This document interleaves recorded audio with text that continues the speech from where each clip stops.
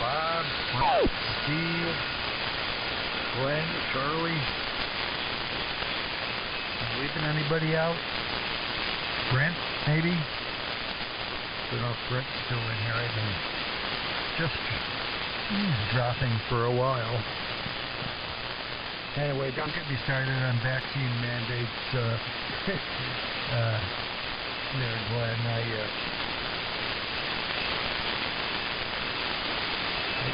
It was striking the way three of the justices, and I think you can predict which three they are, were trying to cite data and make emotional arguments to justify mandates. That's not their job. Their job is to determine if laws and actions by the government are constitutional or not, period. So, anyway, I'll leave it there. But anyway, good afternoon, and I also have been under the weather for 3 days. Started Thursday, I think. Started Thursday. Scratchy throat, low energy, some sinus congestion. And Monday night at band practice, one of the guys who lives with his son, I don't know his age, but certainly an adult. His son and 4 people his son worked with tested positive for COVID. And he asked everybody at band practice, hey, I can leave if you want. And even before he came in the building, we were outside and he asked. And everybody said, it's all right, we're okay with it. So I wonder if that's what it is. I have not gotten a test. I hear they're hard to find. But I don't feel that bad. I'm sure I'll get through this. It's the Omicron, I think, from everything I've heard, it's pretty mild. Very contagious, pretty mild. About what you're running if you're not running, the big heavy iron and all of that stuff there. No problem. But between these 2 boat anchors, I'm looking at 175 pounds of weight on the console, and that's just them. I had to reinforce it before I heave these 2 things up here on the desk. All right, so Ernie, I'll listen out for your final, and I'm sure some other guys will probably get in there because this is like prime time, and this is usually the time I don't talk because I'm doing something else. And then when I come upstairs to the shack, the band's going long, but then I can probably scare somebody up a little bit distance away. All right, so anyway, I'll listen for your final. Good talking to you. Stay safe over there in Long Island, and I'm going to put you in my QRZ logbook, and we'll talk again. KD2BRM. This is KD2. Listening to your final. Okay, very good, Eric. Yeah, you're right. I did call my other buddy, Eric. You're right. I did call his call, and then I mentioned his name. But, yeah, all good. All right, yeah, listen, great running into you. Yeah, I'm going to step away. I got to go out and beat up the kids with some ice crystals. And, yeah, all good, man. I know you want to step away, but I was just curious where on 40 and what time. Because when the band plays short, I can make it to your neck of the woods. So if you don't mind, just give me the frequency and the time and dates that you run the net. I'd be more than happy to try and join in. I make no promises. But if you don't mind, just give me that info before you run, Eric. Just one more. Back to you. Okay, yeah, no problem. Well, I don't run the net. I participate in it, but it's on 7.248. It's called the Buckaroo Net, and we're on there at 8 a.m. Monday through Friday. And then on Saturday, we're the Saturday morning session. That's at 7.210. And a friend of mine just started that net. I think this is our second week of doing that. But after that, I'm just dialing around, you know, in the general portion. Generally, I don't go above 250 too much, so, you know, you might find me down anywhere from, 80 on up there, over. Okay, very good. Yeah, I made a note. All right, I'll listen out. Yeah, because there's lots of mornings I'm just doing the same. I'm just kind of farting around and listening. So I'll keep an ear out for you there. I don't know if you play 40-meter AM too much. But all good stuff. Yeah, let me run before the kids actually start throwing snowballs in the basement at me. But great running into you, Eric. I hope to catch you again, man. Great QSO. And you and the family be well, and I hope to catch you real soon. KA2PVT, KD2BRM. I'll be clear. 73, Eric. Okay, real good there, Arnie. You be safe as well, and we'll look for you again. Yeah, great working you. And I'm looking at the time, man. This is great. It's not dark yet. I can tell the sun's going down. But, you know, a month ago or a little bit before that, it was pitch black outside. So I know that's going to play with the band a little. All right, let me get out of here, and maybe the other group is itching to put some RF in the air. So catch you later. KD2BRM. This is KA2PVT 73. All right, 7-3, Eric. KD2BRM is off the key temporarily. Hello, Eric. This is KD2AFL. I know you got to run. I'm just going to say hello to you. Sounding good. I just dialed down here and heard your voice. So, Eric, take care. This is KD2AFL. I'll be standing by a little bit. Yeah, okay, yeah. Good evening there, Darryl. Yeah, KD2AFL, KA2PVT. All right, we'll say good evening, too. What I want to do is go eat dinner and then Saturday night, so maybe come in here before the band goes long, and we can work you and some other guys. And yeah, you sounding great over here as well. It's funny, man, you don't have me pinned in the corner, but the band is weird between us being that we're so close, but I'm hearing you with no problem, and the station is sounding good, and I don't see any of those artifacts over here on the receiver. All right, Darryl, I'll catch you later. We'll be back after we get some dinner. KD2AFL, this is KA2PVT. Okay, Eric. Yeah, we're on the low side. We have the low switch in on the gate, so we don't want to kick it in on the high side unless we have to. That's why we're not pinning the needle. We're on the low side. We're doing about 100 watts on this great big transmitter. If I hit a switch, you will know about it. All right, take care. I'll be out here. This is KD2AFL on the Gates transmitter. I see you, Eric. Hey, Roger. Well, I tell you what, that low stage is doing the job, and the transmitter's probably like, come on, let me out. Yeah, well, this sounded good there, Darryl, no doubt about it, man. All right, let me go do what I got to do so I can get back in here and have some more fun.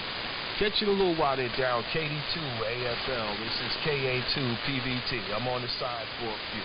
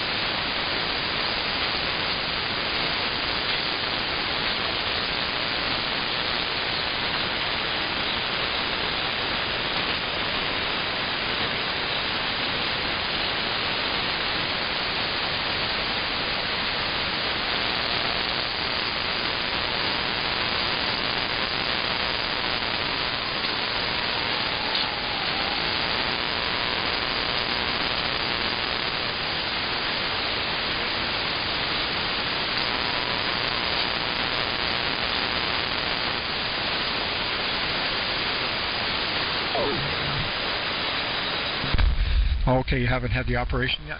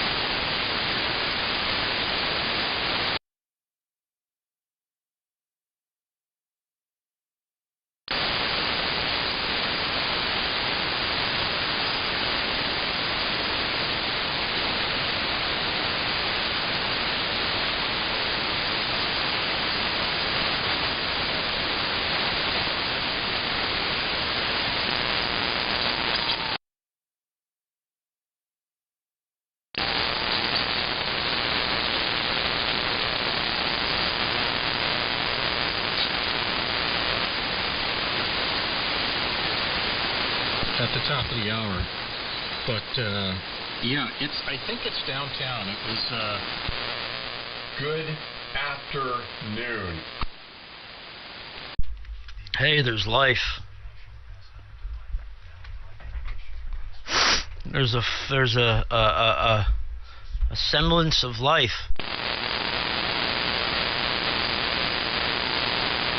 Yep, just got back from all kinds of shopping. I didn't think, especially if it was going to be, bread, eggs, milk.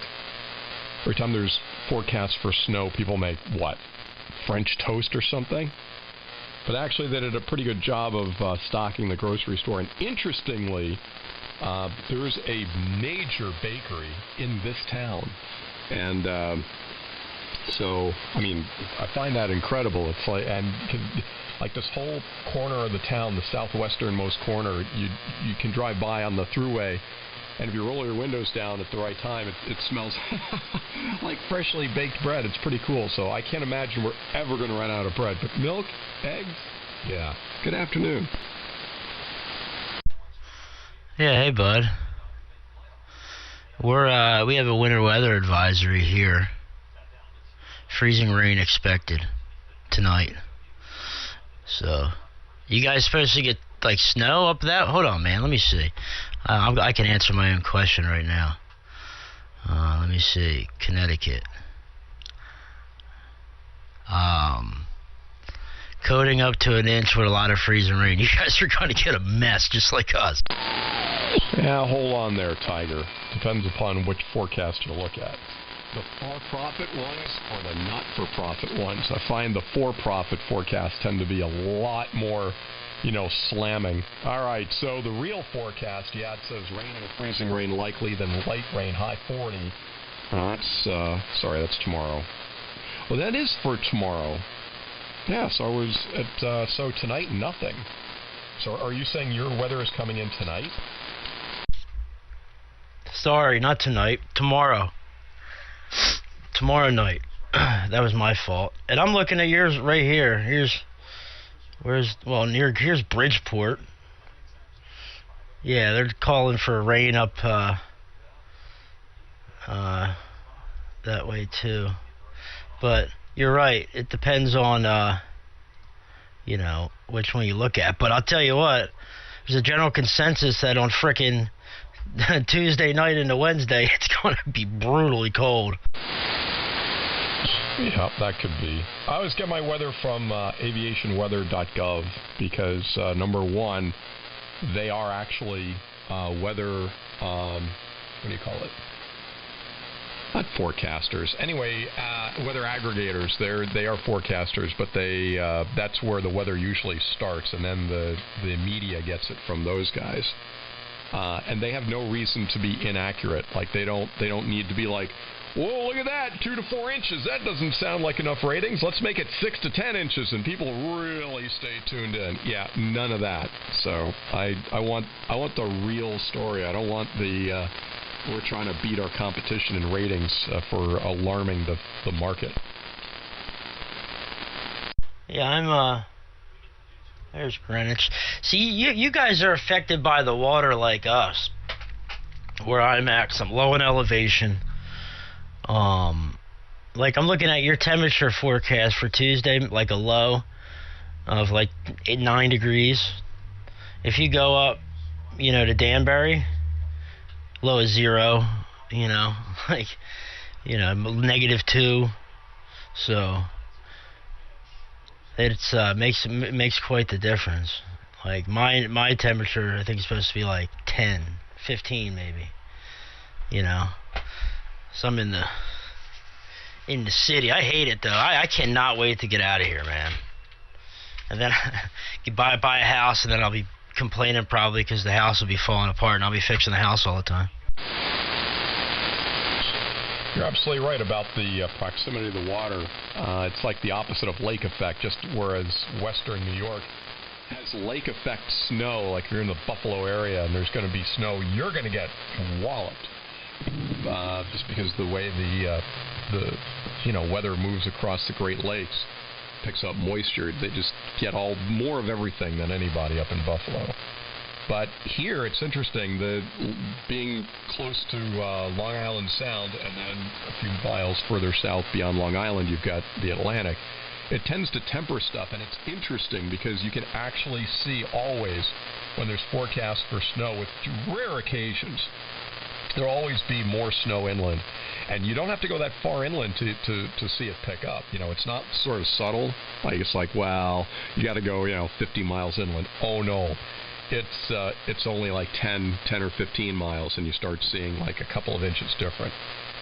So, because the water sort of tempers that. Like it never gets, super hot like it does inland, and it never gets super cold like it does inland because there's so much water there it's just sluggish. It's got thermal momentum, also known as kinetic energy.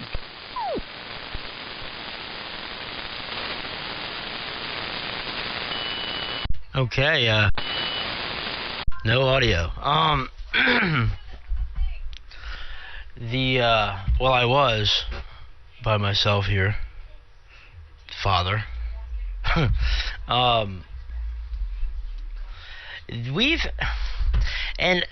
That's what aggravates me about where I live too, Clark, because they always, here locally, they always talk about the 95 corridor, okay, north and west. The 95, it's always snow, a lot more, blah, blah, blah. And they always preface below. But lately, it's been on like 95, and within like 5 miles on either side of it. Because my dad has been getting hammered down in Jersey with snow. People to the west of me, 5 miles, have been getting hammered with snow. People 8 miles up north have been getting hammered with snow. But here, it just always seems a little bit warmer here. And if you ever look at the radar, if you were ever to like look at the radar here for an extended period of time, like I have from living here, it's almost when the systems move up from the southwest, it's like there's like this wall in northern Delaware, and like the bands of snow and storms too, they like break up as they come over Delaware County and Philadelphia, and then like the clouds will go around it, or the storms will break up. And you seem to see that a lot. I know it's probably all coincidental, but it's something that I've noticed. W3MMR.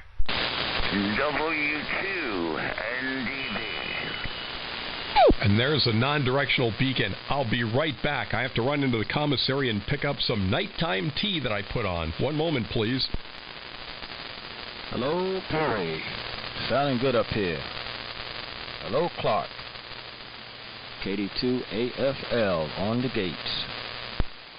Hey, Daryl and Mike. And anyone else? Yeah, I was here by myself a minute ago. put my call out. Now everybody's here. So, good to hear y'all. Good signals from everyone. Daryl, Gates sounds good. Mike, you sound good. Hopefully I sound alright. Just running the ANAN, the Anon at like 160 watts of carrier here with the linear. Yeah, man, snow down here. Mike, you guys get snow? Daryl, did you get snow? Let me see if I got it. 7 to 10 up here. Let me see if I have it. Perry, you know, actually we were, hang on, don't mind me, let me tune a bit here. See what I can do with this mess. Ouch, wrong way. While he's tuning, W2SU. Hey, man. Hey, Frank. Howdy.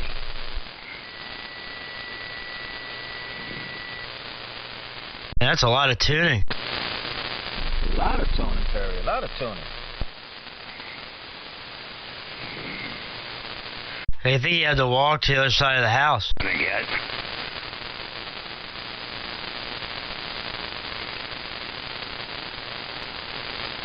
Anyway, what's going on, man? There we go. What's going on, guys? Good to hear everybody tonight. We Nice got brisk winter day. just enough. Hell yeah, man. We only got about 3 inches, 2.5, 3 inches. It was too much for my feeble butt to shovel, and not enough for the snowblower to really do a good job cleaning. So yeah, like I say, just enough to piss me off. Yeah, hey, Pop. Yeah, real good, Mike. Well, we got about 5 or 6 inches, 4 to 6, really, depending on where you walk. Here, still a lot of snow and ice everywhere. It's still bitterly cold, but it's gonna rain tomorrow, so, and freezing rain, and so it's gonna get pretty sloppy. What's going on, Pop? Yeah, nothing. Happy hour. Fed the animals, this and that, and I've been enjoying the snow, man. I like it. I like it. It looks pretty. It's a nice change of scenery from the summertime, and just, you know, something different. It's really nice. I mean, you gotta shovel it, you gotta move it around, but so what? It's good to get out there and puff and puff and use your body and exercise and move the snow and enjoy it. Life is good. Yeah. Hey, Daryl. What you been up to? I'm helping a neighbor next door. I'm installing his boiler for him. So, you know, they want crazy prices now. You know, I'm gonna come out and charge you for the boiler in, man. It's like ridiculous. So, I told him buy the boiler. I installed it for him. He throw me a couple of $100, and he is so happy. Oh, there you go. Yeah, I got to do a side job for a guy at work, customer at work. We sold him a van, and Dad, it was from Elwyn. Dan bought a couple of cars from Elwyn, like a super low mileage, 2000 Ford Taurus station wagon with 40,000 miles on it, like brand new. I'm not even going to say over the air what he paid for it. And this van, same thing. But the carpet in the van is pretty nasty, so the gentleman wanted me to ask me if I could order the carpet for him and put it in. So that'll be a nice chunk of change. Go up in, you know, work on a Sunday. I'm not going to go tomorrow, but I'll probably do it next weekend. Who has the van? Guy. Well, it's at the shop now. It's still there ever since the guy paid for it. The guy bought it. The guy David, customer named David, bought it off of Dan, and we you know, serviced it, looked it all over, inspected it. I think no, that's pretty much all we did to it, and thing's pretty much been sitting there waiting for the carpet to get put in, because he's gonna take it to a place and have one of those handicap ramps put in. Good afternoon. Good afternoon. Good afternoon. That's good. Oh, so Danny already sold it. That's cool. Oh, that's good. Carpet man. Yeah, what's up, Jim and Clark and Mike again? Is this banded news? Well, let me see if I have it now. I guess I do. Speaking of side jobs, Barry, I just did a very, very nice side job. One of the best I've had all year. The guy had a, what was it, a 2018 Ford F-250 with the 6.7 diesel in it. And he came back up from Florida and stopped in Jersey for fuel. And he got, he almost made it from the Jersey line to Newburgh Airport. And it threw a check engine light, started misfiring, and went into limp mode. And he called Ford, and they towed it in, told them that they misfueled him, and it was going to cost him $11,000. So I said, I tell you what, you buy the parts. I know exactly what it needs. I told him what to buy. I said everything. Buy both filters, buy the lift pump, buy the high pressure pump, buy the injectors. I'll blow out the lines. I'll save you that money, and I'll do it for $2,500. I turned that trucker out in a day. So I'm sitting there. He brought me cash money, and I was able to just barely fit that thing in my garage. So I was a very happy camper. I threw that towards the house rebuilding fund. Yeah, there you go, man. If I had a garage, I'm sure I would do a ton of more side work. You know, that's to come. I'm still young. I got plenty of years ahead of me for all this mess. So, but I think I told you, Mike, I've been turning wrenches for quite a while. I've been doing it since I was really young, man. My dad got me my first job. I started out sweeping floors. I was like 15 or 16 years old, man.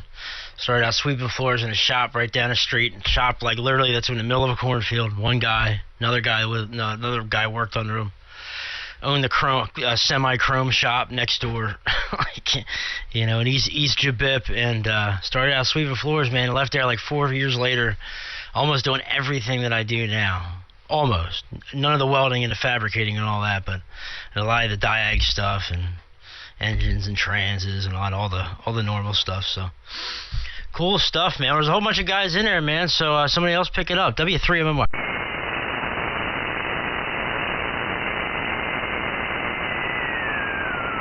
I'd always wreck the conversation. There you are, being the wrecking ball again. Oh, yeah, I know. We've had the conversation about you wrenching. As a matter of fact, I don't know if you recall or not, but we both worked for Meineke. I was a manager at two different Meinekes, and when I found out you were running the shop at one. That's right. Now, yeah, I remember now. Sorry. Yeah, I remember now. Hell, I've been working for Meineke now for almost 10 years. They're all right, obviously all right. You know, they take care of me, but it's just a stepping stone. Yeah, no, I know. Well, I like their commission structure. You know, as a manager, anyway, because the guy before me was a real idiot. He couldn't sell a spark plug to a lawnmower that wouldn't run. Man, if we just had somebody who would answer the phones, that would be nice. What, yeah, man. Jim, you guys still got snow down there? Yeah, we still got snow cover everywhere. We only got about another inch and a half, maybe, out of this most recent thing. But none of it's melted very much. We've had temperatures below freezing since then. Yep, same story here, man. It seems like my dad and Daryl had the jackpots over there. They both got, about 10 inches from the first storm and then another 6 or so from this one. We're under a winter storm watch now. Matter of fact, tomorrow we're expecting a storm up here. And by the way, good afternoon, Frank. Yeah, good afternoon, Mike. Sounding good down this way tonight. Thank you, Frank. Yeah, I'm on the ICOM. I'm back on the ICOM. I just bought a TS-450S, which is supposedly all done up for AM, off a guy up in the Upper Peninsula of Michigan. And he had a couple of them, and he thinks he sent me the wrong one because this one sounds like a typical Ken Moron AM, not worth listening to. Actually, I had to switch it this morning for the lonely guys. Steve said, man, what happened to your signal? It's not your usual self, so I quick switched radios over back to the 7100. Oh, okay. Well, maybe is the guy going to make good on it, Mike? Well, he doesn't have the other one anymore. He thinks he sent it to a guy that wanted it strictly for sideband, which is sad. But he works on radios and amplifiers as a side job, so he said if I'm willing to send it back to him and wait, he'll put all the mods back in it and set it back up. I said, you know what, do yourself a favor, send me the supposed AM mods for the radio, I'll do them myself. It's all discreet. There's not very much surface mounting here, so I can do this one myself. Oh, okay. Yeah, I hardly remember the 450. I had a 440 way back when, but I don't. I remember the 450s. I don't think they sold a whole lot of those. I don't. Well, you never hear them anymore hardly, but that's going back a long time. Roger. Well, supposedly, and I haven't done the research, but from what these were supposed to be very modifiable for AM. As a matter of fact, Kenwood sold a plug-in box where you could adjust the AM and both AM and single sideband transmit bandwidth as wide as pluses minus 12 on AM. So, you know, I told him, I said, either find me a box and I'll pay for it. I'd rather have plug and play.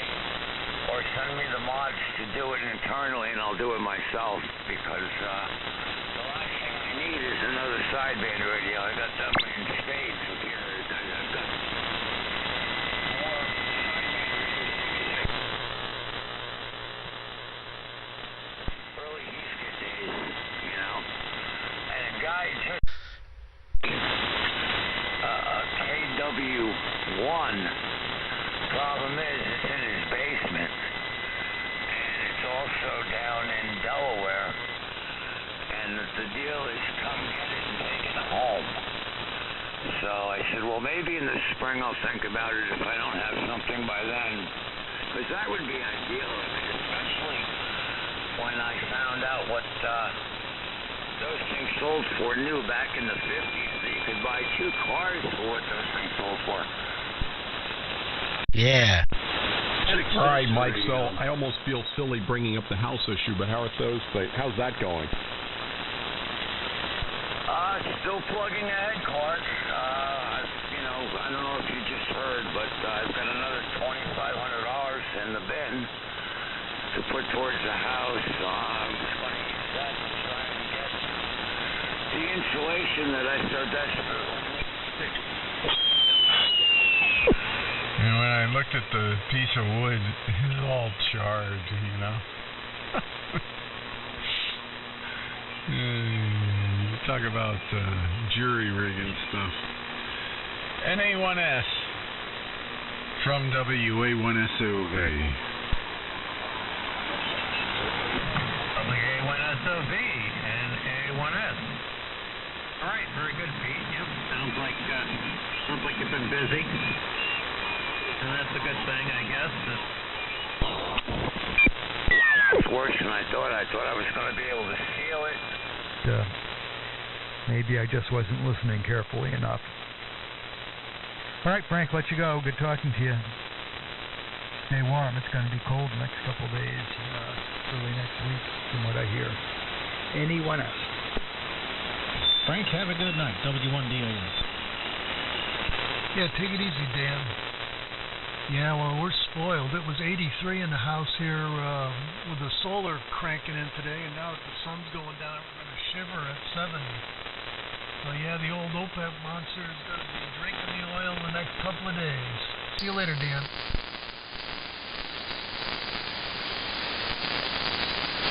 All right, just wanted to check in. And one BCG. Yes, you are. The peanut gallery. Yeah, man. Yeah, there he is.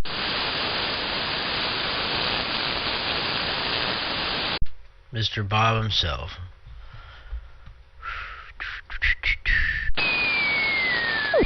Yeah, what's happening, man? W2E and 1. I'm worried about my mom. Yeah, she called me. She said she was chewing some gum and she broke a tooth, and she needed me to take her to the dentist. I said, "Well, did you make an appointment, or is it an emergency, or what?" And bottom line was, found out she didn't make the appointment because she couldn't get past the phone tree. Are you an existing customer or a new customer? She couldn't get past that.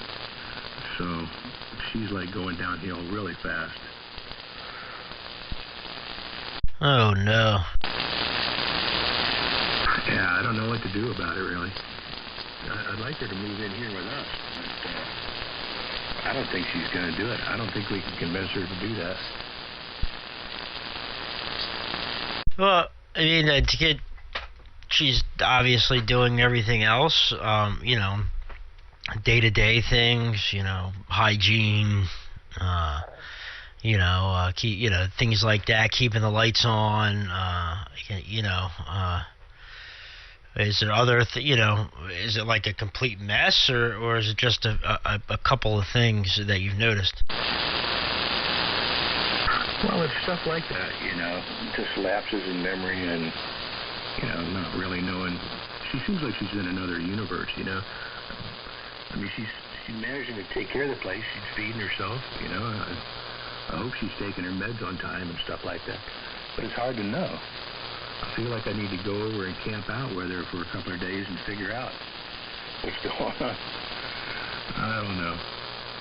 I mean, it's kind of funny in a way, but in another way, it's like, oh no. She's really starting to. Cap. Too. I mean, it's a year ago. She was, just fine, pretty much.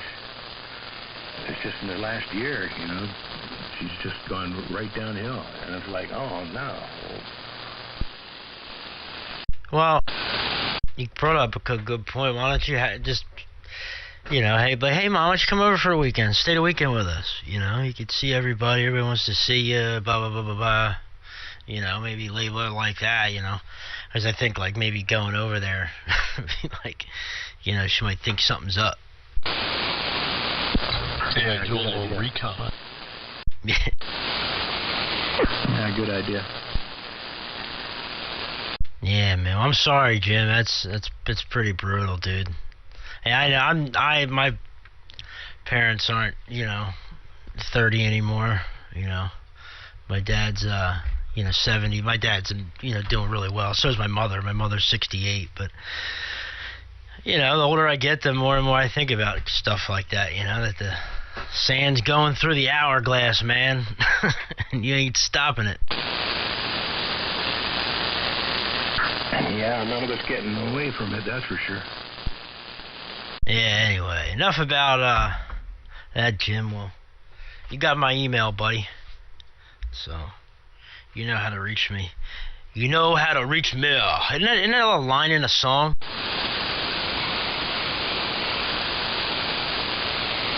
Nope, apparently not. It's waiting to be written, Perry. That's your cue. There you go. Hey, see? Could be the big one. Having good times today with my new Tektronix TDS 210 O-scope, lightweight O-scope. I'm loving it. Good time. That's that looks like the one my dad's got.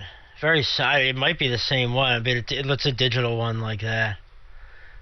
They're nice, man. I never liked them for, monitoring modulation. I always liked a good old analog CRT for that, but those are super nice. Wow. Well, it's good enough for me, and there was no. I got a Tech 475, and which needs caps, and the thing is big. I mean, it's not like 535 big, but it's big, and I wanted something like this, so I'm good with it. It's cool like that. Yeah, I've got an Hitachi V650, and that thing's ginormous. And you're right about that. That sucker is big.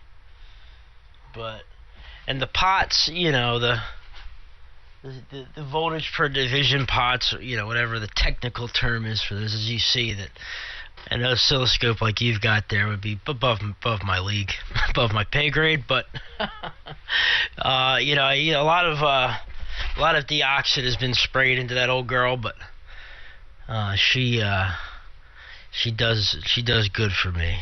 Maybe one day I'll advance. Yo, get out of there, you nut! My cat's over there trying to sharpen her claws on my raincoat. That's not cool.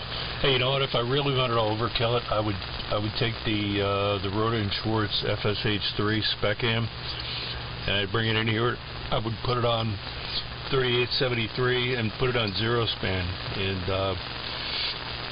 do that like an oscilloscope. Come on. Did you say use a spectrum analyzer? I missed the first part of that.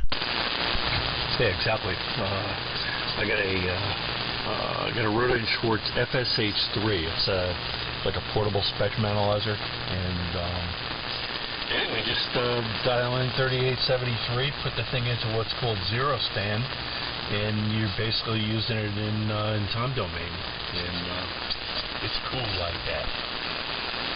I had one of those on my desk when I worked, Bob.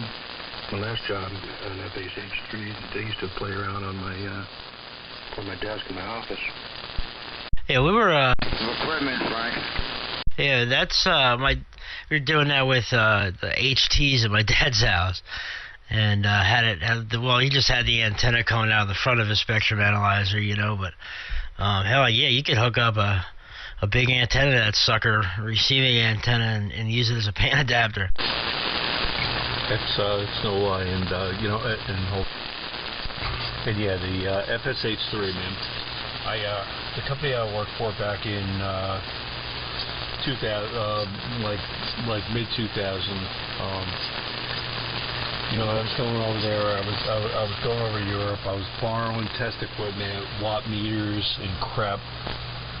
And I just said to these guys, I said, why are we half-assing this?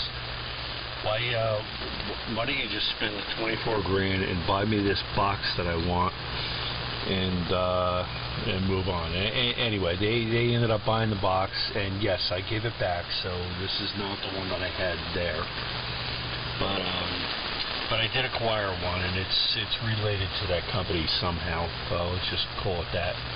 And what a great piece of equipment, man! I got the bridge for it. I got the watt meter, termination and stuff. It's a really great instrument. Yeah, that's a nice box. I used to use it for sweeping cables. Well, I use it at my current job. I work for Galtronics. We're an antenna manufacturer, and I use it for antenna testing. Not so much Viswar, because I have I get a site master to do that. But what I use it for is directionality and power gain loss stuff. Where I take the tracking generator and I drop that into one of our antennas, and I got a Tiltec Omni that I use for a receive antenna, and I do all kinds of directivity testing here, and it's cool like that. Yeah, it's a good box, 100%, man. I liked that it was small enough to sit on my office tabletop, because that's where I built assemblies. We use Tektronix in the lab, but they're kind of big for the office. And we used to have to certify all these assemblies that we built because we were sending them overseas and stuff.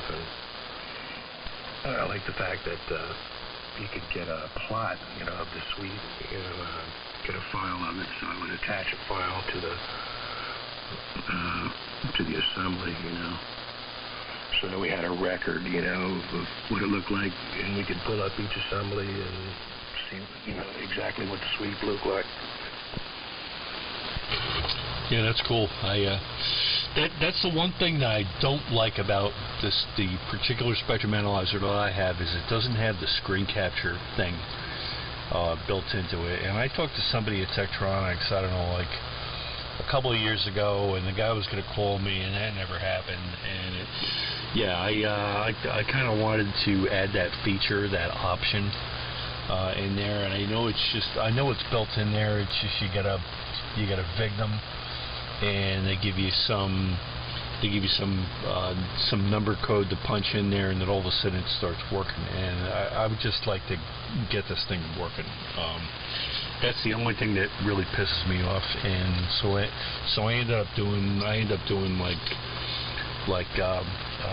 pictures with my phone, and I get like reflections and crap. It's not fun. But anyway. Yeah, well, I'm jealous you got an FSH3. That's a nice box. It really is. I don't have a spec in anymore, except this cheap Charlie Hamag thing that I got years ago. But I still have the same oscilloscope I had in the 1970s. At 465, you can see a picture of it on my QR Zipper page. That's on the second bottle. And man, I love this scope. Never had a use or need for anything different, man. It's the greatest oscilloscope. Well, you talk about the 465. I got a Tech 475 here with the DMM 44, the free counter, and yeah, this thing does delayed trigger sweep and all of that cool stuff. It's a great box, but like I said before, it's big. Yeah, they don't have all the fancy markers and stuff and multicolored traces and stuff like you can get today too either. But you know what I like about the 465 is that it had a great sync separator and really, really good triggering. And would sync on TV horizontal, it would sync on burst. And with the delayed trace, you could zoom right in on back porch and actually do RS-178 4-frame synchronization with it. That's why I said, man, that delay trigger sweep was the freaking greatest feature of that analyzer. Slave A, slave B, whatever.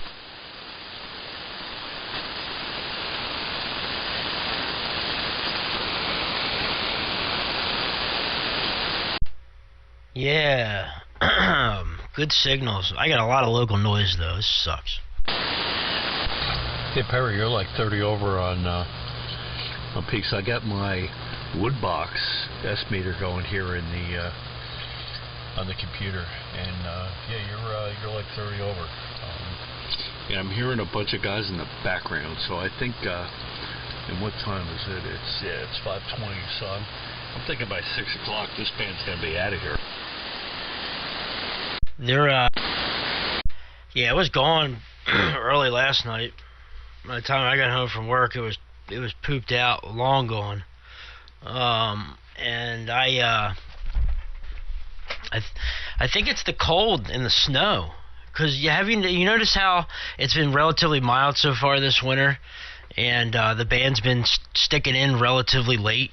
You know, because there hasn't been many nights where there's been a lot of winters before this where I get home and the band's been long for a while the past few winters, but not so much this winter. Yeah, and I know blah blah blah. Not from out of there, Ernie. Here, but I know from buzzing around on 3910. There were nights when it would go long at 6 o'clock on the Indiana. Dirtbags would come in with their roll call crap, and then sometimes the band would shift back in again at like 8 or 9 at night. So anyway, we'll see what happens, man. But yeah, it is freezing ass cold out, and it really wasn't that cold today, but yeah, on what is it, Monday night or Tuesday, it's supposed to like dive down big time here. It's you're right. Clark and I were just talking about that. Hello to Ernie, if that's Ernie out there. What is up, Harry? Yeah, I was out here earlier. I gave you, Pop, a bunch of people a shout. Had a nice QSO with some gentleman named Eric, KA2PVT, and then I had to have a snowball fight and school my children, but I'm back. What's cooking? You, I'm pretty sure you met Eric at the Ham Fest. You were standing there with us when he was standing there. You, me, my dad, Chris, AJ1G was there. You were there. It's like, remember when because you and I, we walked the whole Ham Fest, and we were like, we walked back up, and remember there was like 30 people standing around? He was, Bob was there, ENY, Bear, a few others. God, Brown, W1NZR. KD1SH, Steve. All right, enough about that. Anyway, now I forget what I was talking about. Oh yeah, Eric. Yeah, I heard you guys on. I took off. I left work about 3 hours early today. I was kind of feeling a little crappy, and I woke up from my nap, and I heard you guys going at it while I was making my coffee, and then I sat back down, and everybody was gone. And that's when I guess it was me, then Mike, W2NDB, and then a whole host of others are in here now. So. Yeah, man, good evening to you. W3MMR. Yeah, all good, all good. Yeah, you know me, man. I pop in when I can.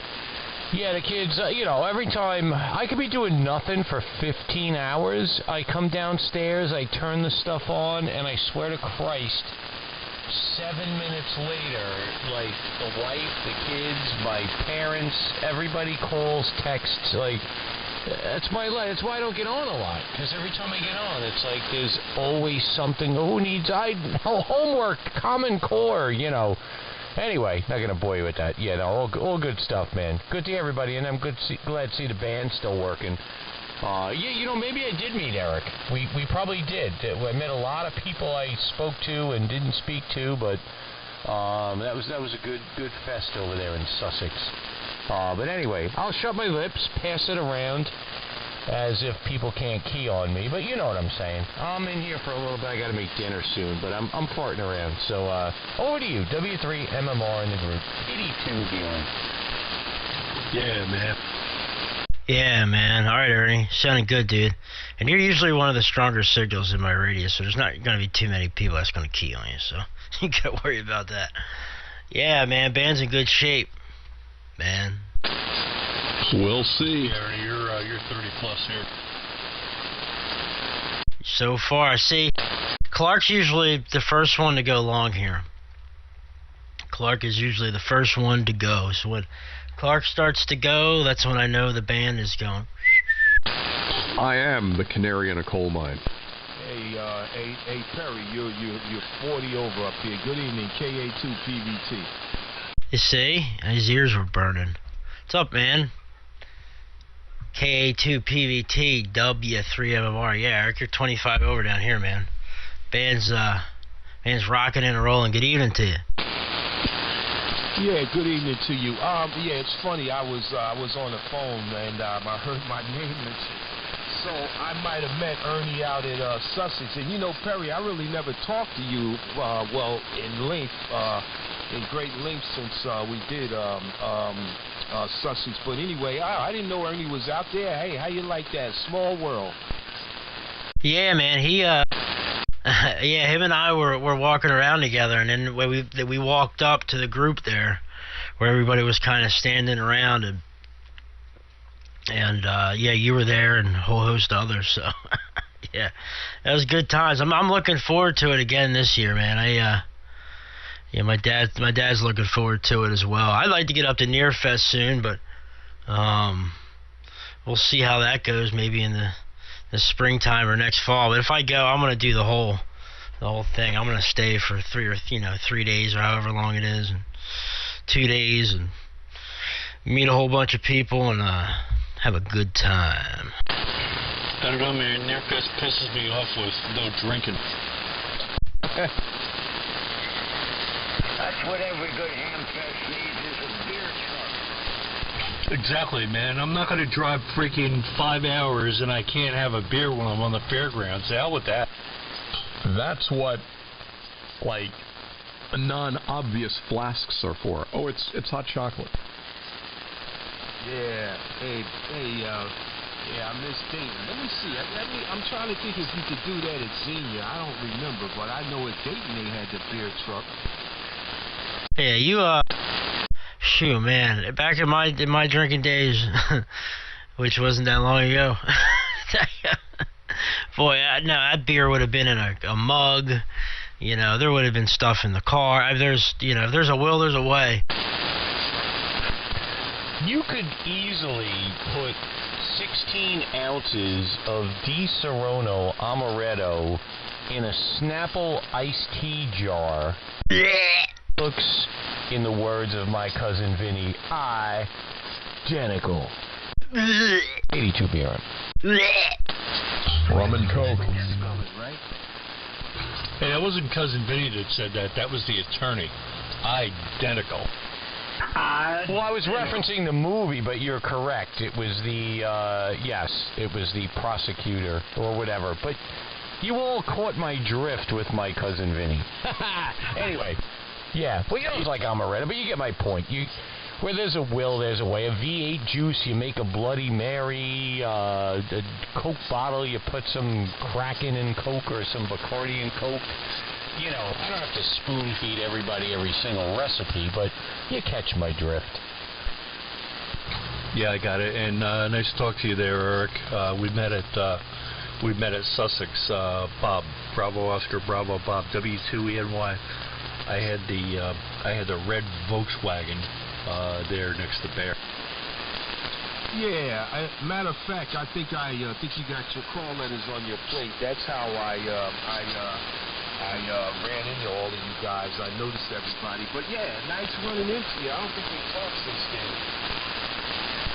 Yeah, good times, man. Yeah, actually, I had the plates on the car, and I had a license plate around my neck. That's right. That's memorable.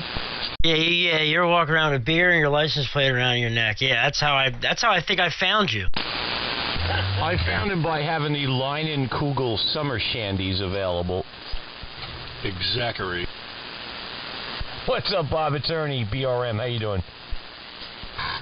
Happening, man. Yeah, we had Leinen Kugel summer shandy in the house. Come on.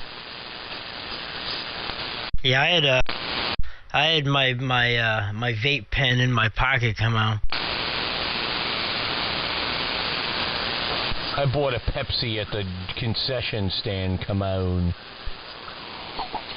Hey, what about them hot dogs?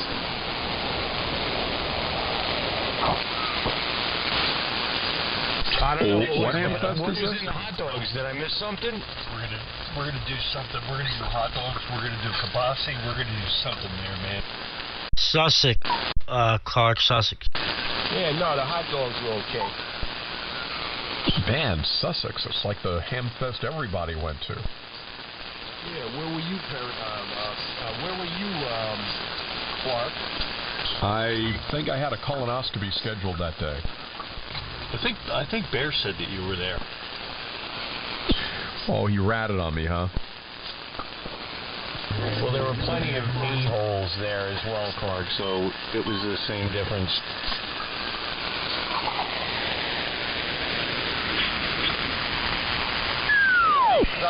But all I know is I had a lot of fun. Hey, Perry, if you want to seriously do like a couple of day thing over at Nearfest, let me know, because I was going to go up in the fall, but then I elected not to. But if you plan on something, not that we got to, like, you know, park next to each other, but let me know, seriously. Oh, I will. No, I'm sure. Yeah, I'll let a lot of people know. Yeah, I'm definitely looking forward to it. You guys could wear matching outfits too. Forward. Man. It's father and son tent. I go and have to have my own tent, man. I haven't been camping though in a long time. No, I don't think he wouldn't want to camp. He'd get a hotel room. He'd want to get a hotel room. I would want to camp. I love camping, but he's not doing the camping thing anymore. I'll tell you that much. I'll tell you what. Until this COVID pandemic is over, I'm not making any long-term plans that require motel or hotel deposits, any kind of deposits. I'm going to play it by ear. Good plan. Next time I do go to Nearfest, I am going to either go up with an RV, a tent, or something, and spend the weekend, because that's one hell of a ride up there for me, and especially with a navigator with TBI. It was a 3-hour ride that turned into almost. Yeah, man. Wasn't a fun day. Doesn't sound like it, man. Yeah, I was going to sleep in my pickup. I wasn't making reservations. I was going to sleep on premise. Nah, Yeah, I got a Volkswagen that's got full day seat. I work too hard for that, man. I'm not gonna sleep in my truck. I slept in my truck because I didn't have a choice before. I don't want to ever sleep in that sucker again. Well, if you got a pickup truck and you have a nice sleeping bag with a nice, you know, egg crate style styrofoam rubber pad or something like that, man, it could be quite enjoyable to be out in nature. Yeah, if you're, yeah, okay, you're talking about laying out in the bed. I was thinking laying down in the cab, man. It's like raining outside, you know. Yeah, no, I'm with you. Yeah, no, I'm not talking like kicking back the seat in a 1978 Ford F100 where your feet go numb or something. Yeah, no, I mean, it was going to basically be camping within my own vehicle. But yeah, anyway, I won't bore people with my camping ideas. But yeah, that was my game plan. I was just going to sleep on premise, make coffee with the old percolator and the coffee grinds, and you see the little clear bulb at the top of the pot going boop, boop, boop, boop, with the brown, and the darker it gets, the richer the coffee gets, and I'm back quiet. Imagine all the nighttime sounds at that ham fest with all those amateur radio operators camping out. That would be an interesting environments album. Oh, you got that right. Like, sell a sound effects album. What's this? This is nighttime at the ham fest. You see, I want to do it up though, man. Like, set up a vintage AM station there, shoot up a wire, put up some, I'll throw up a G5 RV or something, frickin', get on at night, bring my DX100 and SH99, set it up on a table, man, and get on 75 meters at night. That would be awesome. That's where you get an old surplus weather balloon, Perry, and a tank of helium, and you make it nitrous 160-meter vertical, and you run around with another roll of magnet wire, and you tie everyone's car together as a ground plane. Yeah, as long as there's no skeeters. Yeah, man. Yeah, they, I don't know how the vertical will work for local operation, what we'd be doing on 16. I don't know, man. See, I don't know. I think anything you do would be awesome. That would be awesome. You know? But everybody, I don't know. I would have to, I don't need people to back me. I'm just going to do it, man. That's the way. Just do it, man. I should probably give a W2NDV. It's been a while. Yeah. W3MMR. Yeah, Bob, I don't think you'd have anything to worry about, man. I think you'd be just fine. Yeah, I'd throw it in some kind of coffee container or something like that. In fact, one of the guys that runs the hand pack. Good, Paul. I copy that. Yeah, so we're using the linear loaded dipole here made out of 450. No big deal unless you're going to be an alpha host. Man, another AM Kisa fired up on 3850. Really? 50. Yeah, they're strong too. Yeah, I don't look that wide on the pan adapter. That I got a high noise level, but you're burying the needle over here. The audio's kind of low. Guy's 20 over here. But they're both on. One's on 51, one's on 49. Oh man, I'm telling you, it's gonna be cold. The old heater's working, boy. Yeah, Shane. 3850. They're strapping here, man.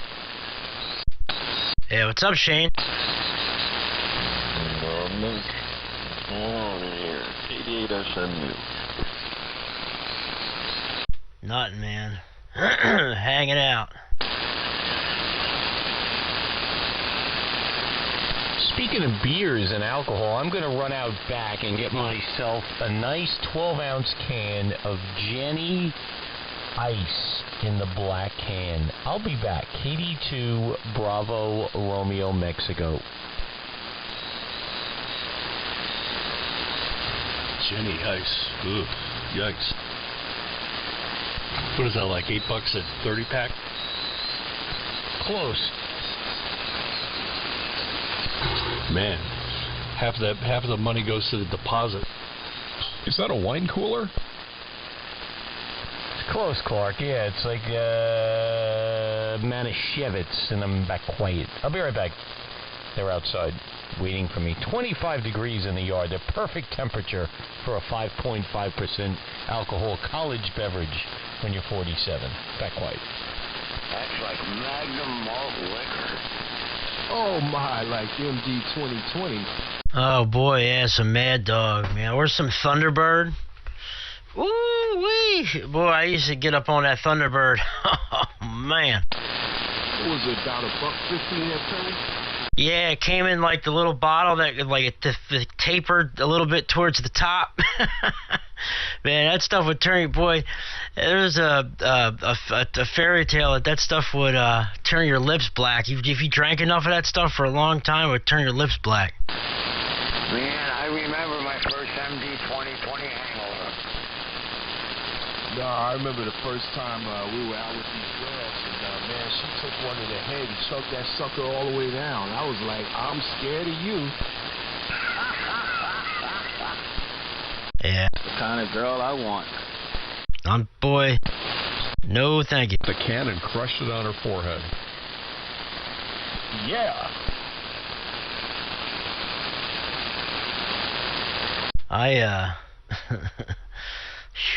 No women like that for me right now. I couldn't take that. That'd be too much for me. Yeah, One of them rough and tough ones. Her butt would be in the snow. Quick. So, did I just hear AB3AL as well? It was me. It was who? Me. Oh, Daryl. Me. It was me. So, Perry, do you hear his call sign often? Who? AB3AL? Yeah, he was in here the other night. Okay, I'm just observing. He was in here. God, he's dropped in a couple of times within the past couple of weeks. Yeah, man. He was just in here the other night talking about the snow, the first storm that came through here, I guess, like, I don't know, at the beginning of the week or whatever.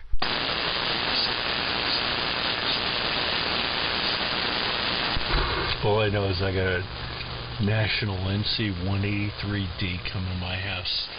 Coming to my house this week, man. I am loving that. Was that off of eBay?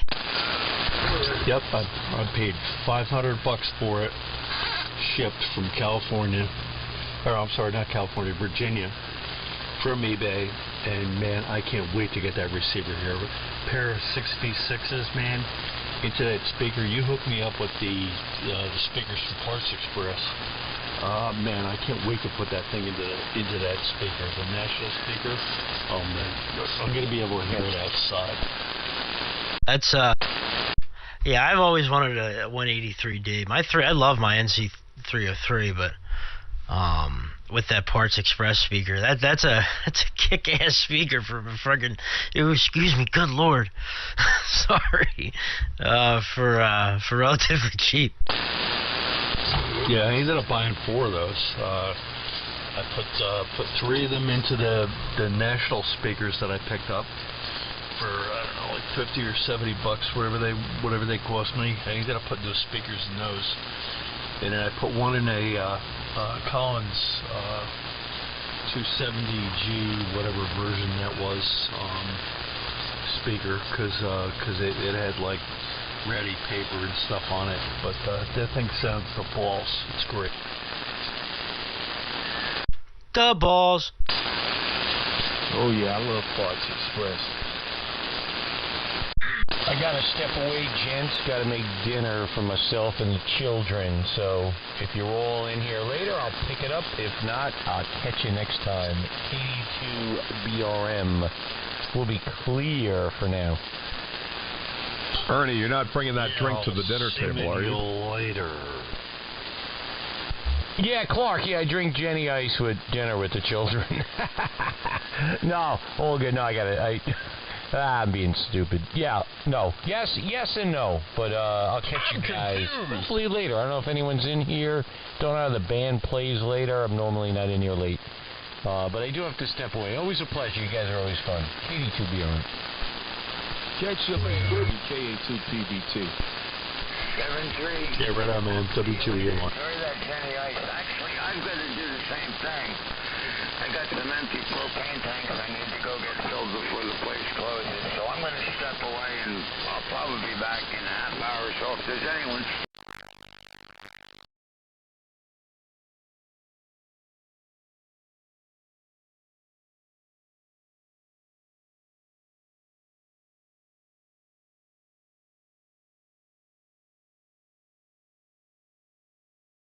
What a great, perfect together.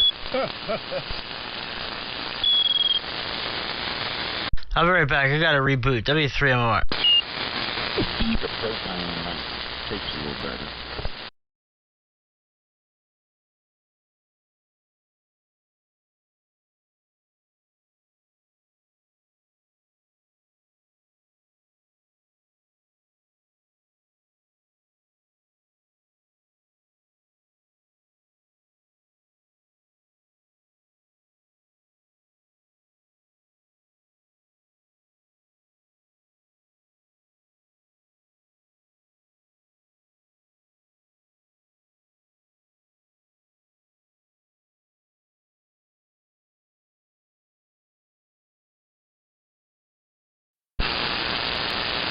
Hey. What is that speaker, Perry? What was that, 8 inches that I bought from Parts Express, if I remember right? Hold on a minute. Yes, 8-inch speaker. Was it coaxial, triaxial? No, it's just like mid. It's a full range. Sounds good. Yeah, it makes me think of back in the day that for y'all remember the Utah 8-inch speakers? Perry probably remembers those. Man, a lot of Sirwin Vegas too. Here it is right here. I'll tell you in a second. It's a full range speaker, man. This thing gets down pretty low too. I'm trying to find the frequency response specifications. 39 hertz to 16,000 hertz. And this sucker's got a big magnet on it too, man. It's a kicking little speaker, dude, and it's only like $17.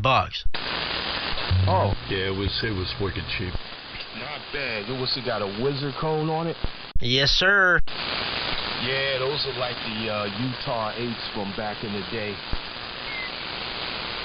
Yeah, I have a couple of old Pioneer 6x9s laying around. I used to use them with CBs, man. I used to use them as mobile speakers and in the CB. Put them in a little single box, you know? Yeah, you know what? Yeah, that's what I'm listening to you guys now. Yeah, some Pioneer 3-way triaxials and some little wedge cabinets. And I tell you what, there, these suckers stump when I EQ them right and I'm playing music through them. Dude. Correct. I'm telling you, man. There's some really nice car audio speakers out there. And some of even the cheaper stuff, quote unquote, you know, that you're not going to pay out the nose for in like Crutchfield or whatever. But I was always a fan of like Infinity Kappa Perfects and like the Infinity stuff when I was growing up, man. I'd always get the Crutchfields, you know, and I'd find the speaker sizes for the S10s, and because I had dreams of building an S10 with a 350 small block in it when I was in high school. So I used to circle them all in there and have all parts lists like made out, subs and head unit and the whole nine. It was so great. You guys sound what I fine gotta do with business those with this speakers, Bose though, is I wave gotta put cannon some, I got cheap from a discotheque years ago. Gotta hang it from the ceiling, but it's got some badass sound. What I needed to do is add some pump to those guys to increase the front to back. They're a wave cannon, Clark? Yeah, Bose wave cannon. It's several feet long, and it just it was really big in the discos back in the day. What was that, a labyrinth? It looks like a giant jet engine. Look at that thing. Wow. I never saw those. I used to service Bose, like the 802s, the 502s, and all of them. Yeah, them big 802s, they used to come in and the friggin' voice coil was always seized up. So we used to rip it out, the driver put a new one in there. Dude, they make different size ones, and there's one right here that's got to be... That thing has to be... I don't know, maybe it's the way the picture is, but it looks like it's just 16 inches in diameter. But then they have some really, like, narrow ones. Clark, you don't have one of them right now above you, do you? This is not one of those. It's like about 5 feet long and maybe, I don't know, it looks like it's about a foot in diameter. Yeah, I see those on here too. That's I have Bose 301 Series 3s in the living room from my stereo system here in the house with a nice newer Onkyo receiver, clips, 12-inch woofer. And that does pretty good. My dad gave me the 301s in the receiver.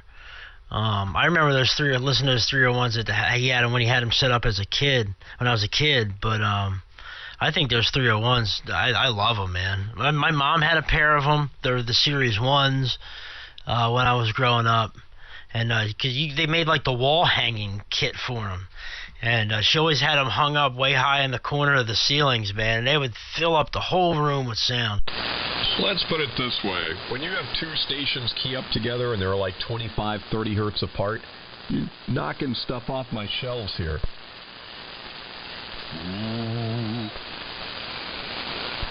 Yeah, man. Yeah, I'm using a pair of Edifier bookshelf speakers here. They're powered bookshelf speakers. And I got them off of Amazon for like $1. And I got a Yamaha 10-inch woofer under the desk, but I have, like, it's an old wood desk, and it's got a set of drawers to the right and to the left, your opening where you could put your legs under. That's what the woofer sits under there next to my PC, but the whole inside of there is filled up with acoustic foam.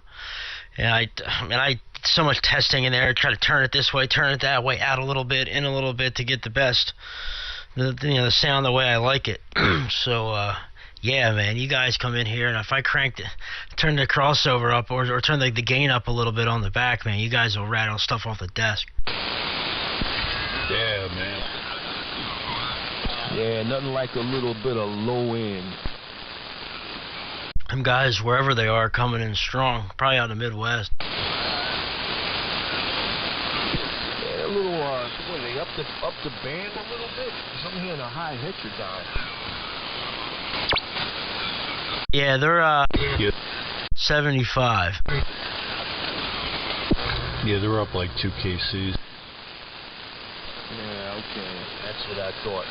Yeah, those bowls are nice, and the nicer ones, the nicest ones were the 9er ones with the, what were they, 3.5-inch twiddlers in them, and you had to have the EQ that went with them because they sounded like crap without it.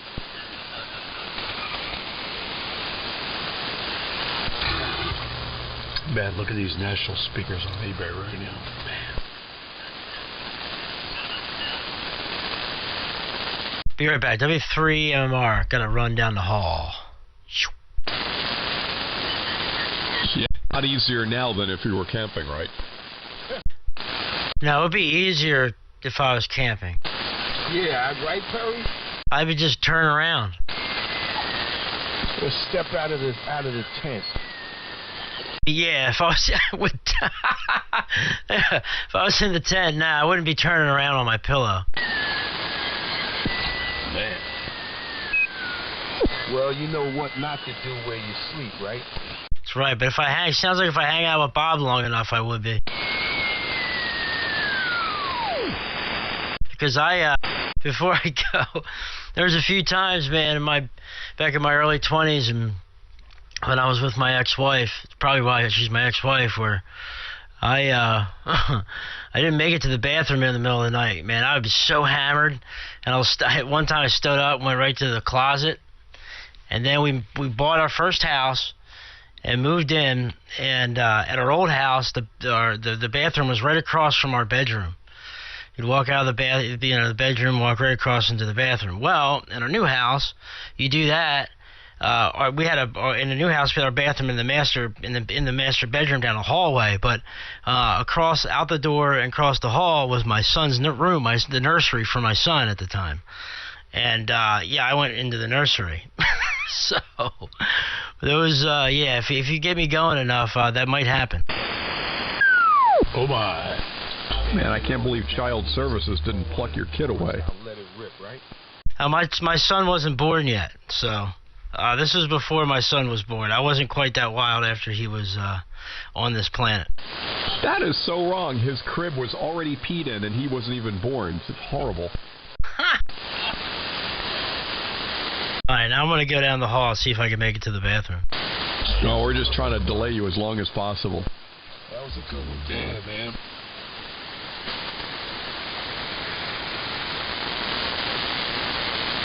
I didn't know where he was going with that. He said what was that one part of the story? He went into the closet. I was going to say, would you fill your wife's shoes with pee? I mean, none of this is good. Well, it's not as bad as opening the dresser drawer and letting it rip. Hey, any port in a storm. Especially when it involves a tsunami. Oh my. Oh yeah. Wow, he hesitantly says N1BCG. By the way, that was not me who just made those stupid comments. No, it wasn't me either. KA2PVT. W2ENY.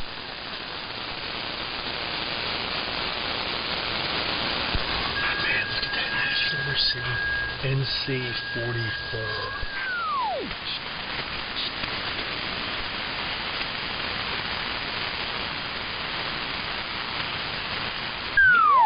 Man. So I bet you're tracking every movement with a UPS, right? Oh, Bob, yeah, I'll bet he's got what is it, text reminder set up, so every truck it goes on, he gets another text. Yeah, I'm like that. The guy hasn't posted tracking though on the 183 though, so I'm in standby on it. Well, I don't know. I've noticed sometimes they don't scan it right or whatever and it goes through most of the system. It only gets scanned like 2/3 of the way through. Yeah, it gets scanned like when it's out for delivery. I've had that crap happen.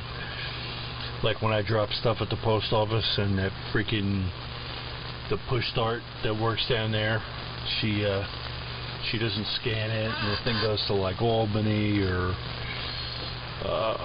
Springfield, Mass, and then it gets scanned there. And yeah, I've had issues with her before. Oh, I'm lucky. The post office I go to actually has a kiosk where you can scan your own prepaid packages. So I don't even get in line. I just go up to the machine, hit. No, there's nothing bad in here, obviously, and then scan it. It's got the little red light. Scans the barcode. It confirms the address on the screen. Do you want a receipt? Yep. Print out the receipt, and I just drop the box off at the window, and the people are like, already scanned? Yep. Have a good day, and I'm out. Yeah, well, I got a lot going on with the post office down the street. You know what? I spend like $7,000 there a year.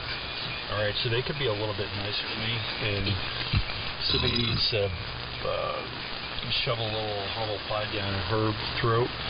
But it's all about rules with the post office. They got like that. Like I got into it with this lady 2 weeks ago. Okay. There were two people inside the post office, and there was a third person, and they have a sign up that says 2 people maximum inside. And this lady in front of me, all right, the guy comes out.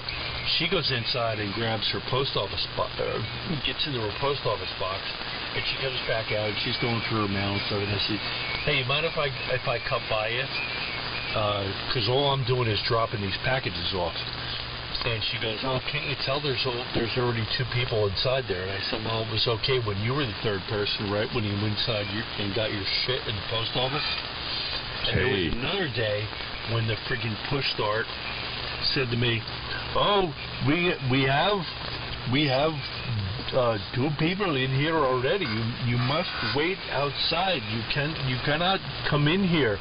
And I said, "Okay, no problem.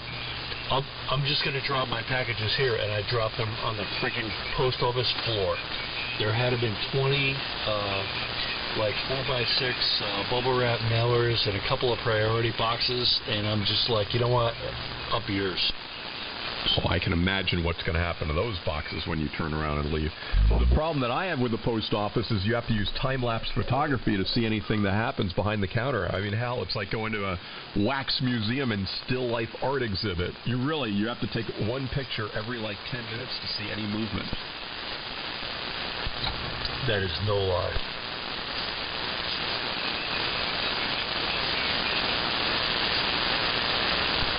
Oh no, we get swamp bucketeers coming in. They're all postal workers. Freaking pisses me off, man. And I've gone down there, and I did the stamps.com app, so I got all the stuff here, and I go down there like routinely, and just like I take and do the screen capture, the printout of this one and that one that shows post office is waiting for this, and it's like the postmaster down there, he's got to freaking hate me because I drop like 10 of these things in there like every couple of days, and I'm like, what's the problem with scanning packages coming in here? And the freaking push start lady should be like, She'd be like, but you don't bring the scan form in here. And I'm like, yeah, that's because the packages that I have are from different days. So Stamps.com does not let you do the scan form for you lazy people. W2GOR. And there's Gordon, and now we all know how to knock Bob's day down by a few notches. Just bring up the post office. Hey, what's up, Gordon? W2EM. Hey, Gordon, KA2PVC. You know, the calls didn't come through clearly here. I'm not sure what happened here with the selective fading, but I hear Clark in there. Good afternoon, good evening, everyone, from Westchester County, New York. From W2 Good Old Radio. Enjoying the conversation. That can't be. Selective fading, you got me pinned at a 60, Gordon. Yeah, come on, man. Well, the selective fading caused some distortion by nulling out the carrier, henceforth bringing forth a double sideband type characteristic. Thank you. Double speak. Oh, okay. I was just going to say. Oh, man, shut off your noise blanket. Fucking screaming over here. In other words, the shit wasn't right. None of us are. Welcome to the Shit Ain't Right Network. We're all here because we're not all there. Remember that. Remember, be here yesterday. We make the net. I say we make a flag and we dedicate it to Clark and call it the Clark Spangled Banner. Well, I spank what? That's your decision. You spank Fred. Oh, no. Sorry. No. I've never actually talked to that guy. I'm the messenger. Don't shoot the messenger. All I did is point out he's back. And that's it. No Senator, no recollection.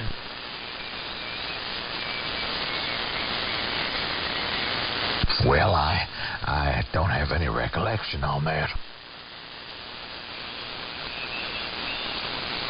You're crazy, you know that? I've been trying to tell you. I'm crazy for 3 weeks. You don't listen to me. I belong on Chicken Band.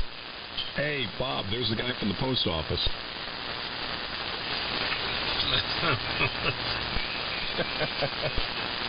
You want to buy stamp, you can buy stamp, but you have to go back in line for that one to put package for £2 is going to be less to round down. Hey, lady, can we get a push start or a pull start here? Because your push start's not working.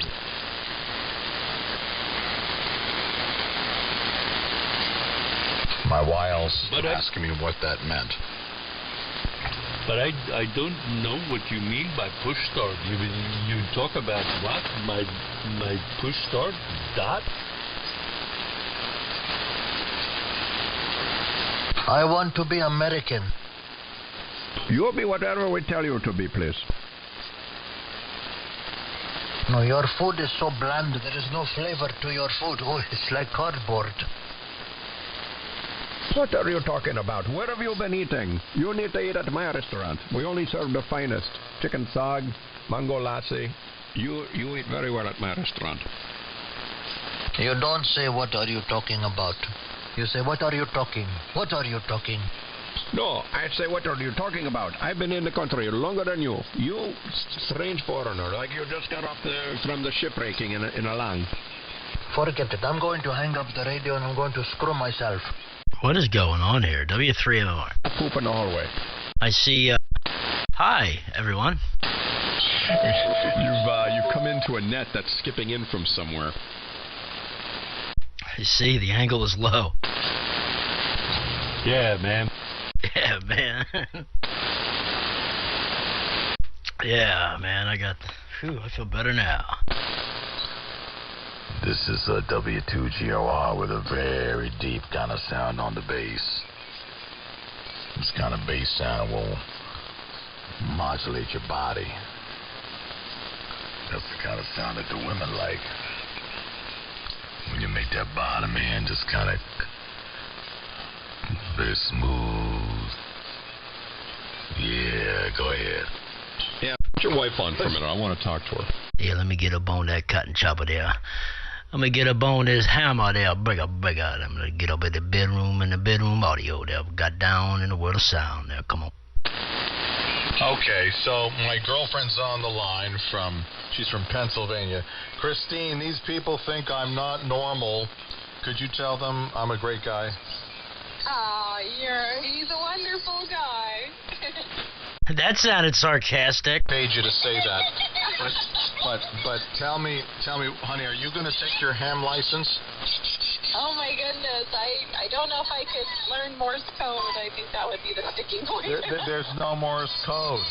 There's no Morse code. Told me that. Yeah, I did tell you that. So do you want your ham ticket? Are you a devoted ham?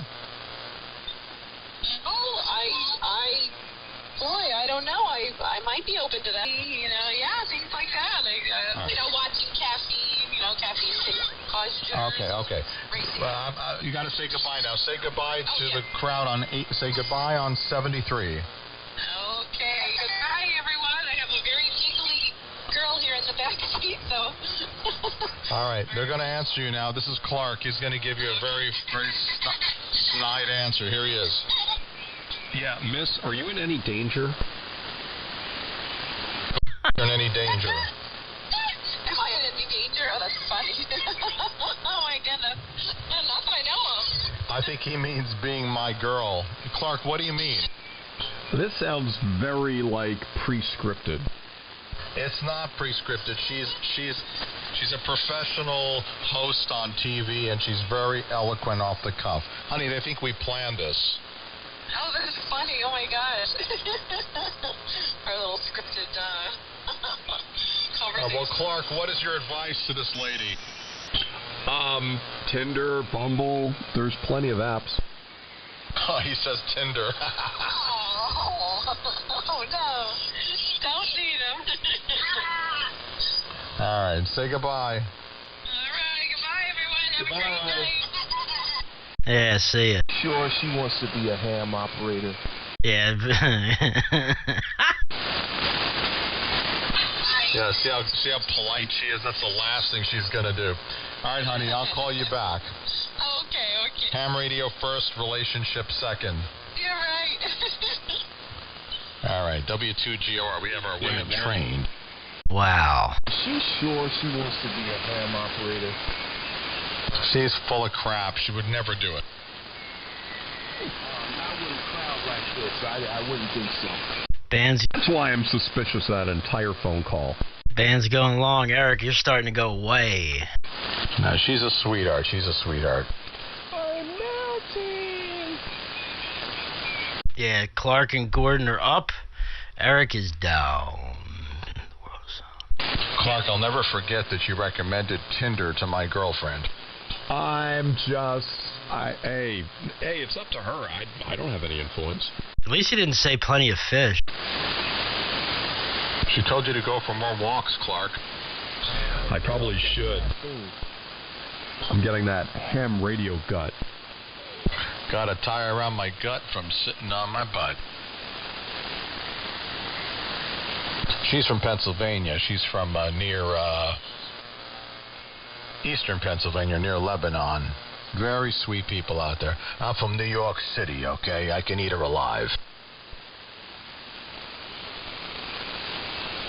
Lebanon. Is that anywhere near Nazareth?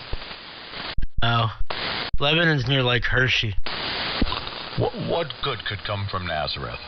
Hey, they said there's in a the great Bible. cheese shop there. Cheeses of Nazareth. Yeah, and there's a Nazareth diner. Boy. Yeah, my son's near there. Yeah, the Nazareth diner on 248 and 191. Oh, my. See? The one with all the black buggies parked around it. Oh, the Amish? Don't the Amish go there?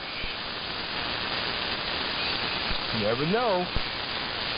I think those guys are starting to cheat. I saw one of those buggies go by, and it had like hip hop cranking out of it. The guy had a whole sound system and everything, and on one of the axles it said Tesla. So I'm not buying into these guys being, ultra orthodox Amish. Had one encounter at the Lancaster airport. I wouldn't dare sit in the airplane, and his wife and kid wouldn't even get out of the buggy. Oh, and he had purple chaser lights. Damn, man, I got in my reel of Gotham cable today for microphonios. Before they became into punk.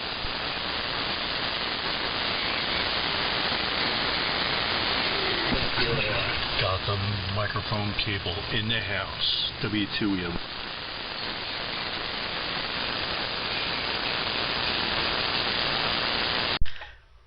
W3MR. Excuse me. Hey, Perry, you said I'm circling the drain down there? No, you came back up now. I should have just kept my mouth shut. Nah, you were down too, but you're back up. Okay. Yeah, it's definitely dancing. She's a dancing. There's a T3 in Pittsford, New York for sale for $1,200. Don't tell no one about that. It's like Buffalo. That's why I said it. Man, that's not far. Yeah, man. Nah, Shane's gonna buy it. Yeah, I don't have room for something like that. More room now. I sold an amplifier today. Uh-oh. Right. Yeah, man. I've been thinking about selling mine and buying one. I'm buying nothing. I'm just selling. Oh. Well, if you got a pair of 3-500Zs for sale, let me know. I'm sorry. What? Man. You want something? I got lots of things here to sell. A pair of 3-500Zs, linear amplifier. Nope, I sold my last 3-500 amp about 6 months ago. Oh, man. Yeah. Well, I'm looking for one. That one with 6 sweep tubes in it. Yeah, I don't know. Man, maybe I should get a DNA Phantom. Man. Now, this one's a ham amplifier. This ain't no CB. This is done by Foss Gonset. You know, the guy who did the Gonset radios. He designed the sweetest little 6-tube linear to go with his SPE33. Remember that thing? Oh, really? I didn't know that. I was being a smartass. That's, but I didn't know that. That's cool. You young people don't know anything about ham radio. I got 3 Thunderbolt amps. You can hook them all together. I remember the SPE33. Foss Gonset was like Art Fong. He was quite a designer. And this little 6-tube linear is green driven, so you can excite it with a little 5-watt radio. I'm getting excited. Yeah, man. Green driven amplifiers around. And this is something you can play with the resistance and step up the drive to any kind of amplification you want. I was thinking on pairing it with a Nikon 703. My wife already exhibits a lot of resistance.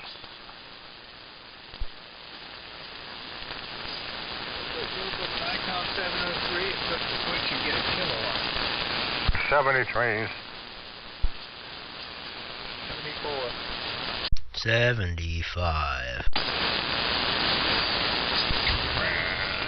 I never hit the baseline with this transmitter. I can see again, I'm hitting 95% on occasion on the mod monitor.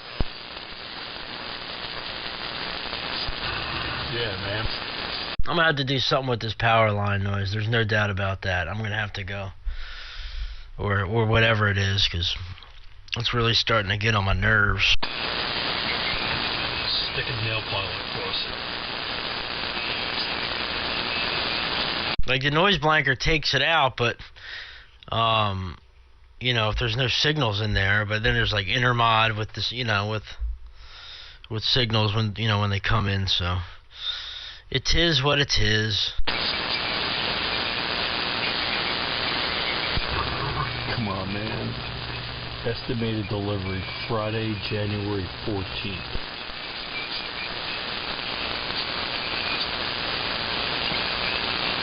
What? This thing still working? Is this thing still working? Is it working, Perry? So good. It's working, man. The Gates is working, Daryl. It sounds good. You're not like all over the band, too. Yeah, I think I narrowed it down. No more RF in the shack. Turned all the settings down low. Even got the switch on the low side of this thing. It's low. Yeah, but it sounds great. Sounds awesome. I mean, like, you got it right where you need it, man. I appreciate it. It was driving me crazy. What, 2 weeks ago? Oh, yeah. It's like 99% okay now. Okay. Yeah, man.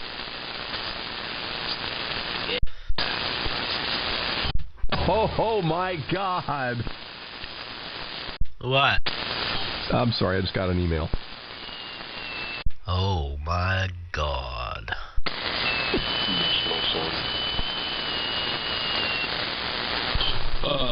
Time to forward like crazy. When's AM Rally?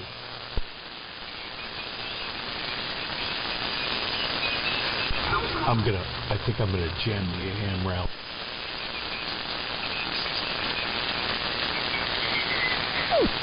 Ain't that coming up next month? I haven't seen anything about that yet. Oh yeah, it's what you want it to be. Well, when is it? Yeah, we make the net. Clock gonna get the girls up there again? No, the problem. Well, they might be on, but they're not going to be on from the league. That whole ARL thing is kind of shut down due to COVID. Oh, okay. All right. They just don't want to pay for the friggin' heating bill for Sunday. What Sunday? W3OR. Don't want to pay the heating bill for the weekend at ARL headquarters. Yeah, they With big BC1 on, they should be okay. yeah, I'll warm the whole cotton picking workshop up. Yeah. Yeah, there's nobody going to the AM rally that's going to buy any books, so there's no interest from the ARL. I think you put the finger on it. Wait, oh yeah, when's the AM rally? Okay. Yeah, when is the AM rally? I forgot about that. Oh, for heaven's sakes. It's the Super Bowl weekend. Oh, it's Boda Day. Yeah, I remember that. Yeah, so you're torn between working the rally and watching the bowl, right? No. The AM rally starts Friday night. So you got Friday night, you got all day and night Saturday, and then, you do what you want Sunday. Yeah, bars on the air Sunday.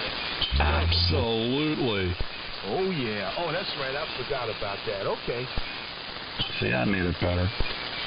When is the rally? Man, this National is so nice on the inside. Hope it works as good as it sounds. Or works as good as it looked. Yeah, it works the last time it worked. Hey, Perry, check your phone. This thing is in absolutely beautiful condition. Don't you hate waiting on stuff to get shipped in? Yeah, I was just waiting on a carpet, a whole interior carpet for a Ford Windstar. It got delivered today when I was napping. I left a note for the UPS man, and he was nice enough to leave it at the front door. And I opened the door, and the thing's like, I could fit in this box. Oh, wow. Yeah, I'm waiting for some stuff from Rock Auto as we speak. So probably Tuesday. I got like 4 Collins receivers in the other room that I haven't even plugged in. And one of those I bought at an auction and paid like freaking $600 for it. And yeah, I'm in no rush, but I do want this 183D here, and I want to light up the speaker and hear the sound.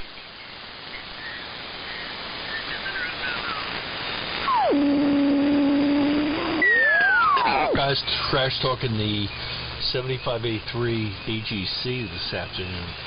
That was kind of interesting. I don't remember any of those issues with the 75A3s that I have here. I mean, granted, I run my RF gain up a little bit, so so maybe it's not an issue for me. But if I ran it wide open, I don't know. Maybe there would be a problem. I just don't know.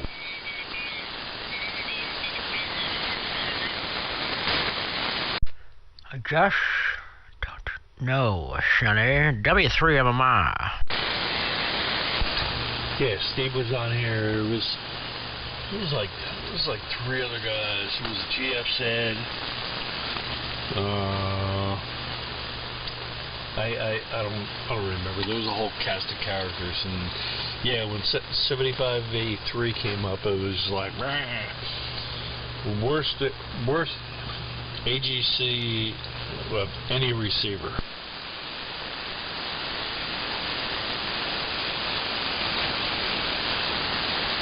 Any mods for that? Well, that's kind of what I'm mentioning about it. If somebody's got some kind of mods, I'd like to know about it, and I would welcome mods here for that.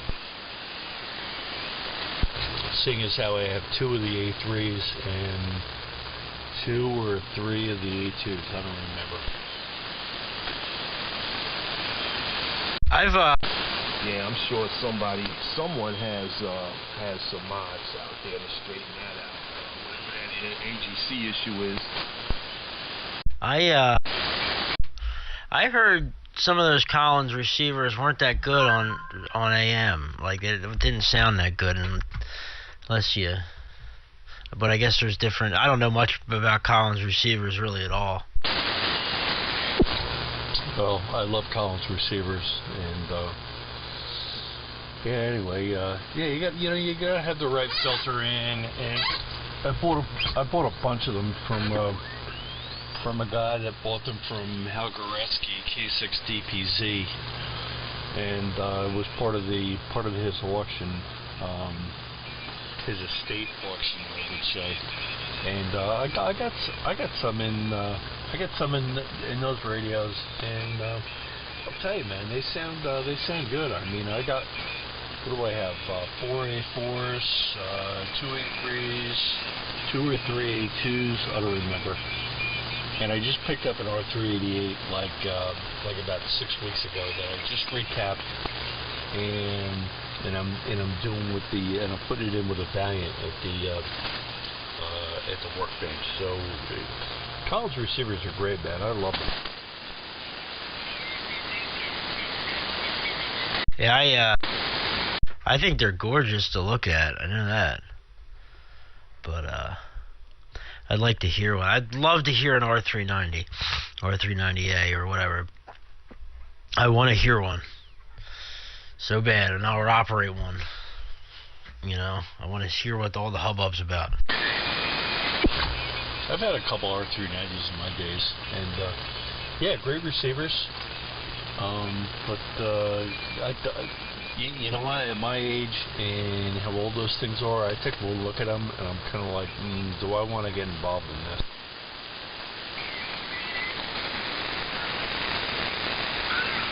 Now, on the other hand, I can say that Palstar makes a receiver. Okay, and it's only a little box. I forget what is it, like RC30 or something like that. It's only a little box, but I'll tell you, the thing has a really high IP3 point in the front end, and I know this only because let's just say that I wanted to rebroadcast 3935 on 3910, and I was or vice versa. Let's just say hypothetically, if I wanted to do something like that, and I was running a kilowatt on 3910, the thing's got an IP3 point that with no clipping, no distortion, no nothing, and it works great. Allegedly speaking, of course. That's cool, man. Yeah, I want to hear, because a lot of guys say, oh, it sounds so good, you know, like when it's opened up all the way at 16 kilohertz, but with my when I have it opened up at 16 kilohertz, it's ear splitting.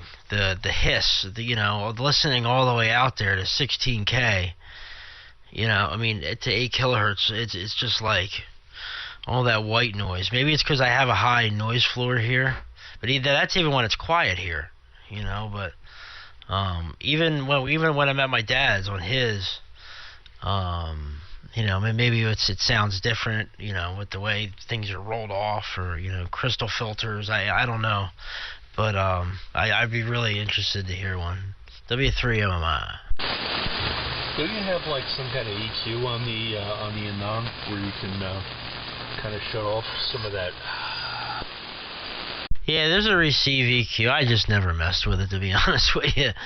I've messed with a little bit for sideband DXing and stuff, for really trying to pull out weak stations, but I'd be honest with you, no, I've never really messed with it on AM.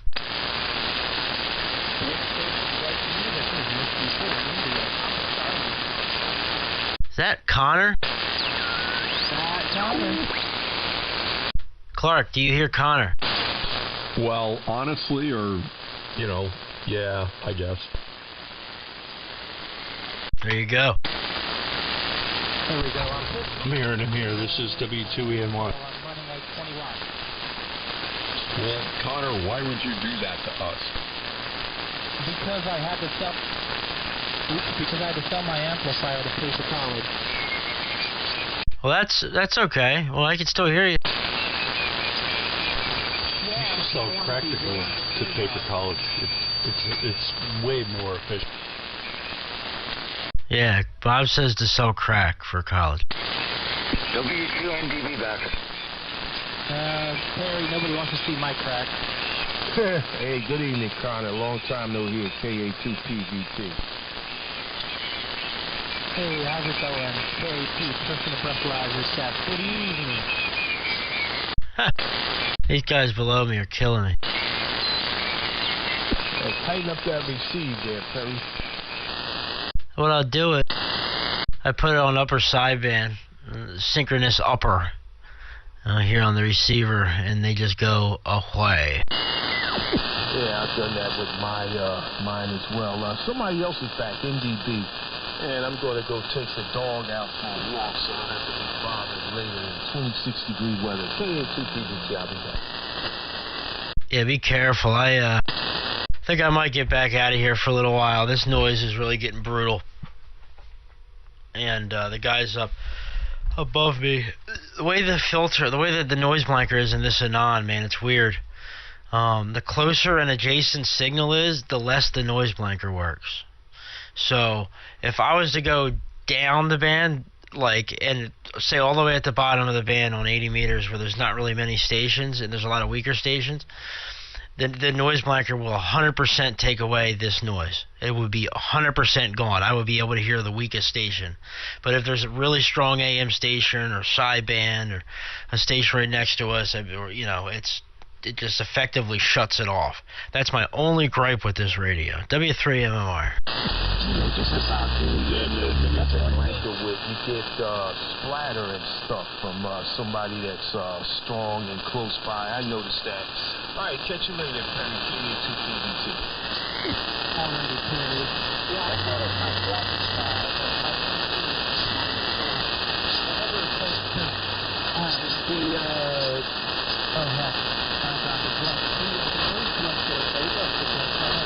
the noise cycle works really, really well.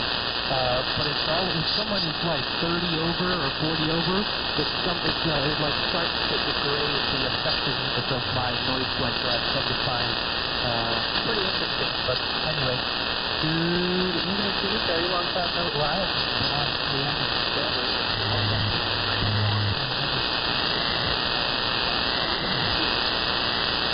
Yeah,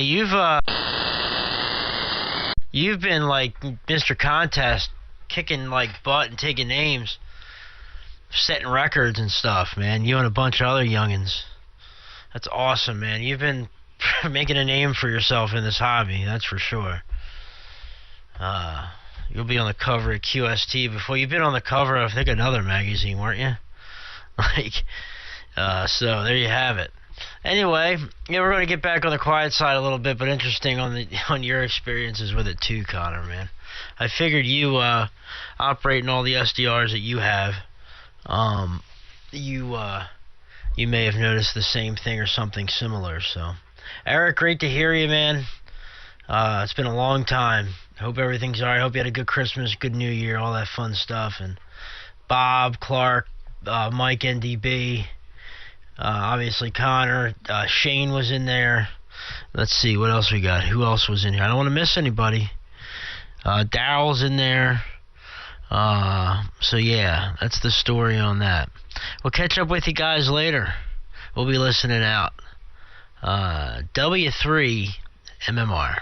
Hi, Terry. Okay, Terry, all right. I'll see you around. Is that Kevin? I heard Kevin too. Good to see you at the fest, and we'll be talking about fest in a couple of months. All right, catch you later. Best to you and the family as well. KA2PBT, I'll be back. Happy anniversary. See you, Eric, man. And sounds good. I'll catch you on the flipper there, Perry. W3MMR, W2 ENY. 7-3, Perry, from W2NDB. All right, Connor and the rest of the crew there. Catch you guys later. 10-7. Perry, you said Carter is in there? Carter? Connor, yeah, Connor. You know Connor. He's in there. I'm 10-7. All right. Hello, Carter. I haven't heard you in a while. But it does not have speech clipping. And I like that. And I think the MSRP on that thing is about $895. It's not that cheap. I know that Frank bought his as B-grade goods, so he saved a lot of money. And I think he paid something like $550 or something for almost half off, which makes really a lot of sense. It becomes very economical to buy it at that price. But to answer your question, am I happy with the density of the audio? I've heard on-air recordings, and it sounds nice and loud.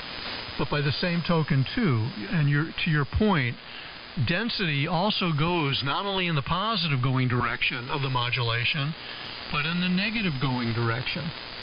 And that might be why having something on the order of symmetrical audio, where the negative peaks are pretty much in concert with the positive going peaks, might be good from a density standpoint. But I never liked the sound of audio that used a circuit that's also, once again, in the Optimod, where, you know, you're trying to make that audio as symmetrical as possible.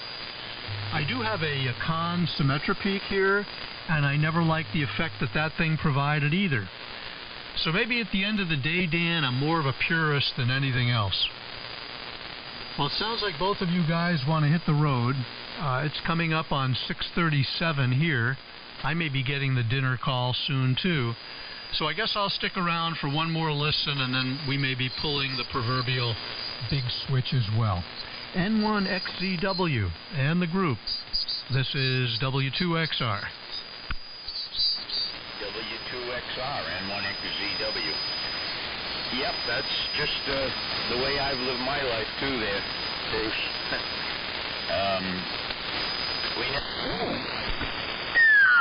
You're going around spreading fake news? It's very possible. I don't know if it's true or not. Very possible. You know, I'm just repeating what I hear, which is what news reporters do, right? I'll bet the Chinese have a hand in this.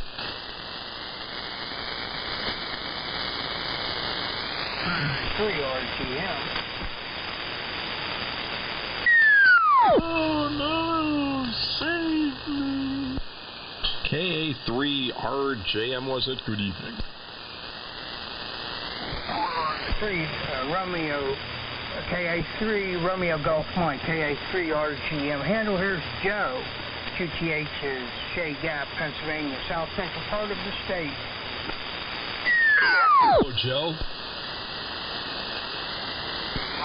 Some sideband trying to infiltrate this frequency, but I still can hear you. Alright, Olivia Clark, Southwestern Connecticut, N1BCG. Join the party. Connecticut, you're sounding quite strong. Working out at the RF gym. You've been looking out.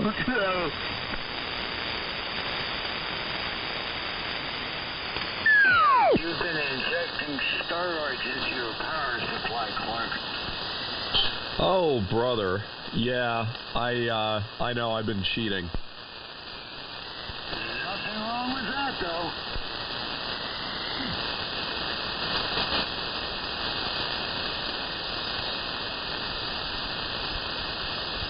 Or what's the line from the old Seinfeld episode? Not that there's anything wrong with that. Okay. As if I've seen more than 10 seconds of Seinfeld ever. I figured that's why I throw that in there.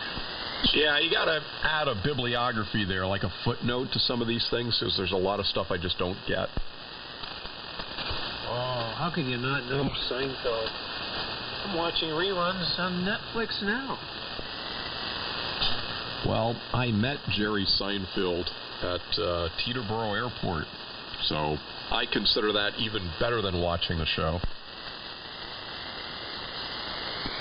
How about Kramer? Kramer. They weren't all there. No, I haven't met Kramer. My God, he's a nut. Oh, I think there's some people on this frequency that give him a run. I see. All right.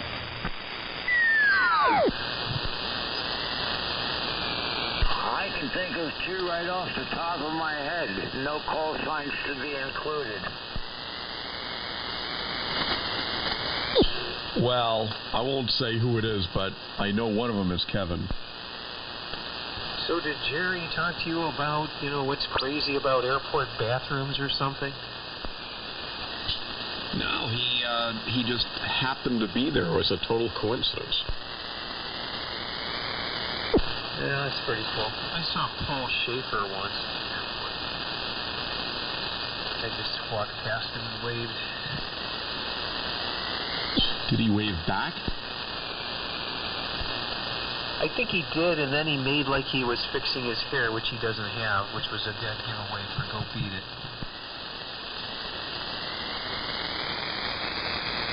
Did he have his orchestra with him?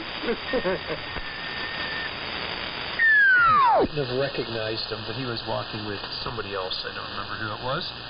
There was the Rock and Roll Hall of Fame or whatever, and there were a lot of famous people in town. He was the only one I recognized. Mostly they just go right past me. Other people say, "Hey, that was the guy from Batman." I'm like, "What? Oh, okay." Paul Schaefer was in Batman?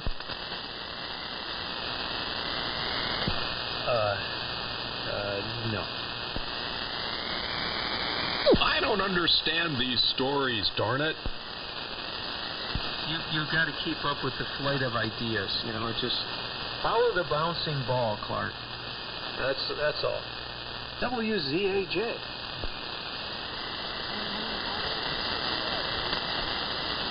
This would not be a good learning experience. The logic is too hard to follow. Do you remember when, they used to have the follow the bouncing ball to sing along? How many millennials do you think would understand what that is? Not a one of them.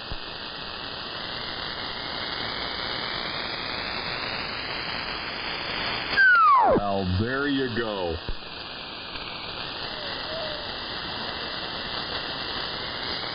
Some guy with abdominal pain in the background. Millennials are lucky they can tell daytime from night. Hey, there's an app for that. They're fine. There you go.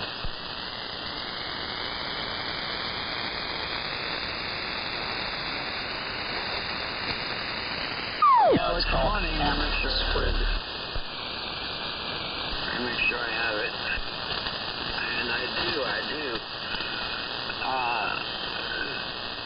On the Lonely Guys Net this morning, the subject of the day was favorite TV shows from our past. And oddly enough, I forgot. I used to work for WQTV. I had two jobs actually. I used to babysit the transmitter at night after I got my first phone. And I also did some soundstage work for them. And someone had mentioned the Uncle Floyd show. I think it was Rick, N3RIK. And I wanted to jump back in to let him know that me and Floyd Vivino used to share an office, but I never did get the opportunity. So I wrote his call sign down so I remember next time I heard him. Yeah, Uncle Floyd, man. He's from Hawthorne. I used to put gas in his car every once in a while when I worked at my dad's station in Fairlawn. This is W2ENY. W2NY, W2NDB. That's funny. You know, we had identical dusters.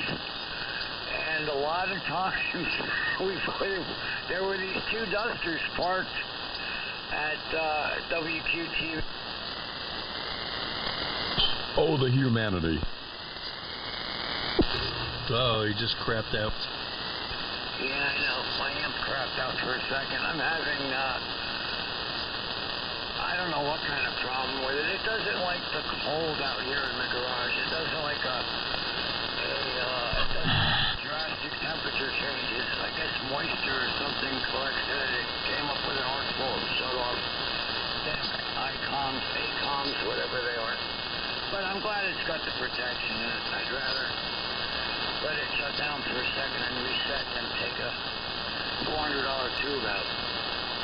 But yeah, he was a pretty cool guy actually, Uncle Floyd Vivino. Yep, and his dad Jerry ran the physical plant at NJIT, the college I went to college in, and.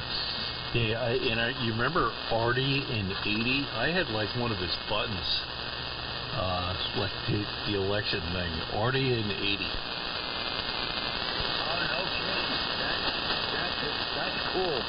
I think I had the last partial box of Don't Avoid Uncle Floyd bumper stickers unused. I had probably 100 or so left. And unfortunately, when my house caught fire last May, they were consumed by the fire. Man, Uncle Floyd, what a freaking riot show that was. He'd play the piano. What was it? The nasty guy there. What was it? Neto, if I remember right. Oh my God, that was a great show. It was total slapstick humor. Oh yeah, no, it was Neto. You're absolutely correct. And I used to race home from school. You know, I'd watched that show for years before I worked for the station. And I used to race home from school when I was in public school. And used to watch the show. I loved it a lot. And then, of course, when I got hired as a third shift transmitter babysitter when I got my first phone, I never thought there'd be a day that I would run into him. But then one of the stage guys quit that was doing sound, and that was what I went to school for primarily. So of course, you know, my resume out for that, and I ended up getting more hours, more than I wanted. But that's how we finally met. That's funny. And you remember Bones Boy? I bought one of those things. I don't remember where I found it, but that little freaking plastic skeleton thing, I used to have it hanging to my rearview mirror that you put your freaking doobies in, your bones. Oh my God. Wow, there's something I totally forgot. Yeah, Bones Boy. And that was he was on what? WMHT Channel 68? Channel 68, yeah, that's what it was. Channel 68 out of East Orange, New Jersey. Yeah, and then you attached the jumper at 11 o'clock to watch the Blue TV or whatever they call that. Yeah, that was Wometco Home Theater. Something else I was involved in. Yeah, Wometco. And I remember there was it turned into like a porn channel at like 11 o'clock at night. Yeah, well, it got pretty filthy at times, it sure did. Yeah, it had the suppressed sync pulse that you had to reinsert. I bought a kit at the Limor Campfest, and put that thing together, and that thing worked like a champ. Wow, not a lot of people know that's how that works. The suppressed sync pulse with the audio. Yeah, that's exactly how it works. Yeah, on the SCA audio, yeah, it was on the let's just call it the upper side above the pilot. And you had to grab that with a little phase-off loop there and reinsert, and bada bing. Exactly how it works. Now, if you took a Wometco home theater box into another area where they had WWHT, which was Boston, or was it vice versa? I forget. No, WHT was down here. Boston was the other one. All they did was reverse the portion of the sync pulse that they clipped out in their boxes from one spot to the other, and it would reverse that and make a Wometco box, a WHT box. Very, very simple. Very, very easy to do. It's funny stuff, man. Like cutting the brown wire in your Yaesu FT101 so you can use it on the chicken band? Yeah, man. Mention that. I just picked up a TS450S Kenwood, and oddly enough, the old transmit mod on this is you cut D11. I wonder how much thought they put into that. Oh no, that's illegal. I'm going to tell Riley Hollingsworth. Well, I'm And going he's to gonna do shoot it because I want to use this thing on 60 meters. But, yeah, of all diodes, it's going to be D11. Imagine that. I think that was intentional. And Riley Hollingsworth's going to shoot a spunker cat.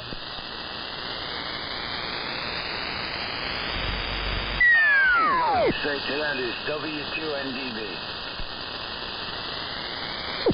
It's good times. I'm just bringing up some of the past. This is W2EMY. WZAJ for regulatory requirements.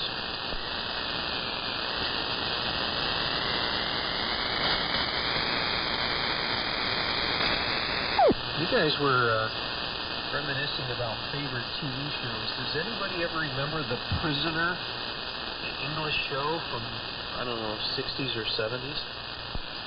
Be seeing you. I don't remember that show, and yeah, they were talking about TV shows before, and there were a lot of shows that they brought up that I hated. Nothing like getting run over by a giant beach ball, huh? Yeah. Yeah, well, you know what I did not hear after seeing that show. This I am a number. I am life, I know. And BTV Plus has that on from 7 until 11 at night during the week, and they have Kojak on from 5 to 7. Now those, as far as I'm concerned, those are like two of the greatest shows ever. And then they have on Ion, they have the new series, the 5-0 remake with the hot Korean girl. All day Friday, and that's all I watch here in the shack on Fridays. Hawaii 5-0. Remember, well, as a matter of fact, I got a funny story about Hawaii 5-0. Back in 1970, my dad, being a management level engineer for Raytheon at the time, lost his job because of all the military spending cutbacks of the Nixon administration. We ended up, we couldn't get work here. We couldn't find work here. So we ended up moving to Israel, of all places, for 2.5 years, almost 3. And they had Hawaii 5-0 reruns that were translated into Hebrew with English subtitles. And I'll tell you what, the voices were so unmatched to the original show. I mean, I don't know where they got these people from that did the voiceovers, but it was horrible and not even close to the original voices. It was a treat. I mean, it was so laughable. It almost was a comedy show for me at that point. You're talking about a country the size of New Jersey. They don't have limitless, voice talent to access there. That's pretty whack. Good point on the size of the... I thought it was more the size of Rhode Island, actually. But yeah, nonetheless, that's true. That's true. They didn't even have color television back then. It was one channel and it was black and white. The only colored television they had then was the Jeffersons. And that was still black and white. Exactly. Comments made on this frequency are not those of all participants. Listener discretion is advised. Oh, yes. Yeah, well, Kevin, stop passing notes around the frequency if you want to stay innocent. Well, somebody mentioned color versus black and white. I remember when we got a Sony Trinitron and I saw Star Trek, and I was amazed.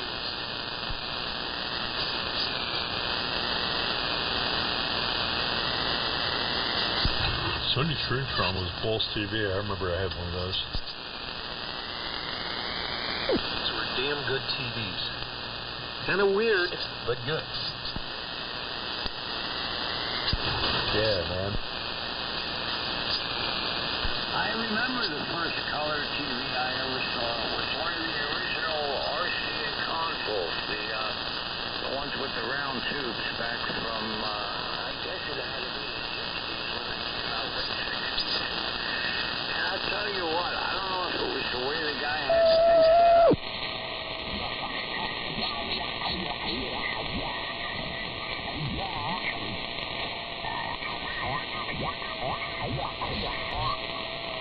Until, oh goodness, probably 1980s. I just couldn't stand to watch it. Didn't like it.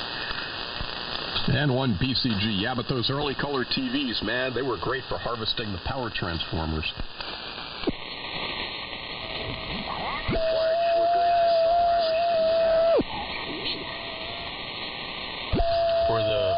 Or the yoke for the freaking CRT, so you could wrap your coax around it for keeping your HF radio down. I still have the Hitachi TV that my brother bought when he was in freshman in college. We never throw anything away. WZHA. Yeah, man.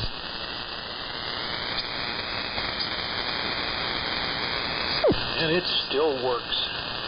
The only thing is you got to put up with low resolution.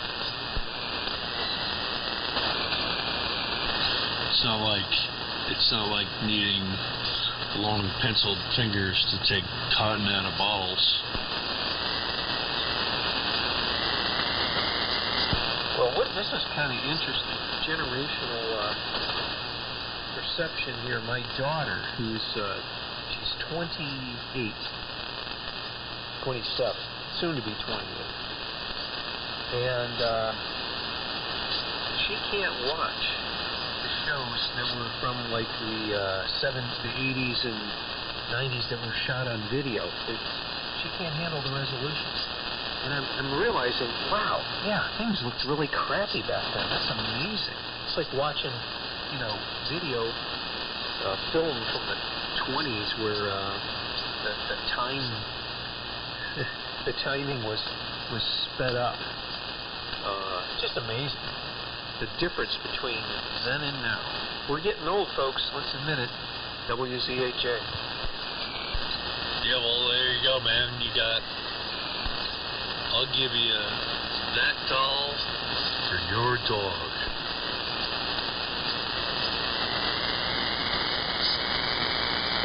To speak to that statement, and I can understand where she's coming from.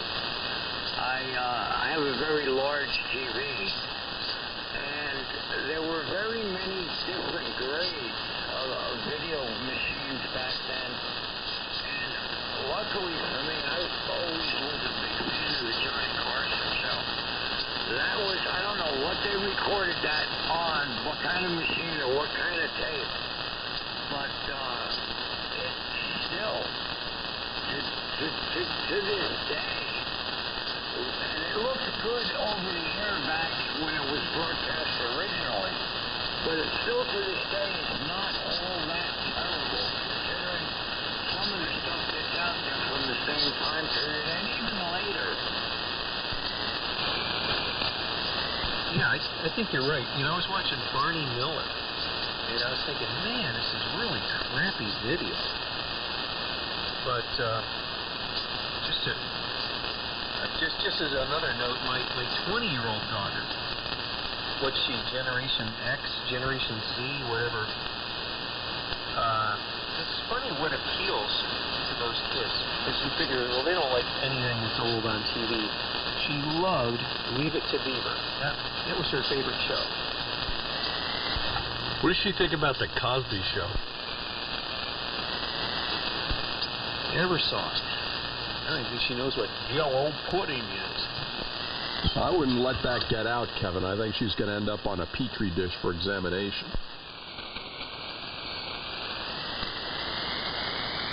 Better a Petri dish than a brass pole.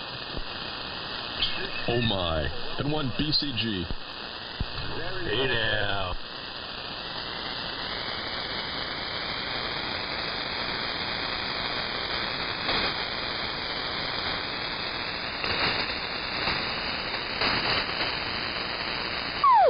Yeah, little rascals.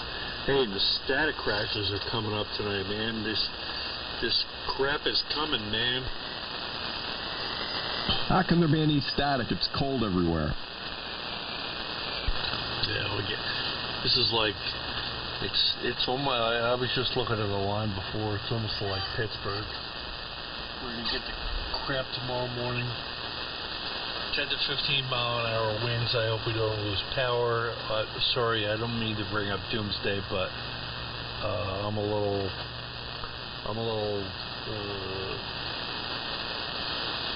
weary of that.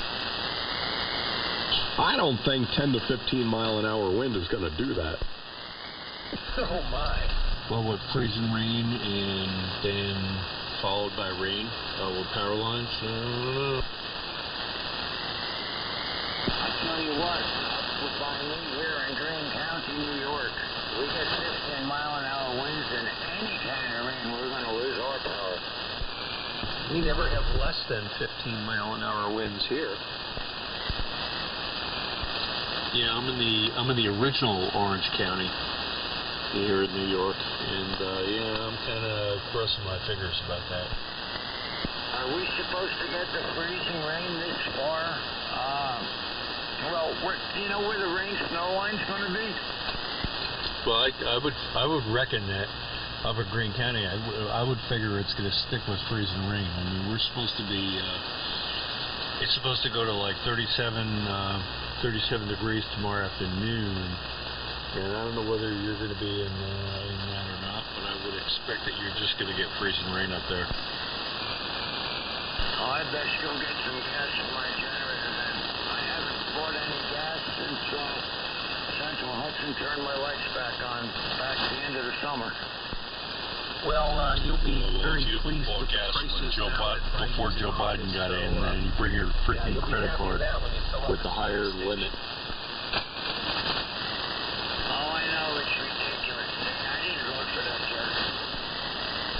Yeah, he sucks clock. Well, I don't usually get political on the radio, but in his case, I'll make an exception. I agree 100%. And I still don't know how he got in office because nobody I know voted for him.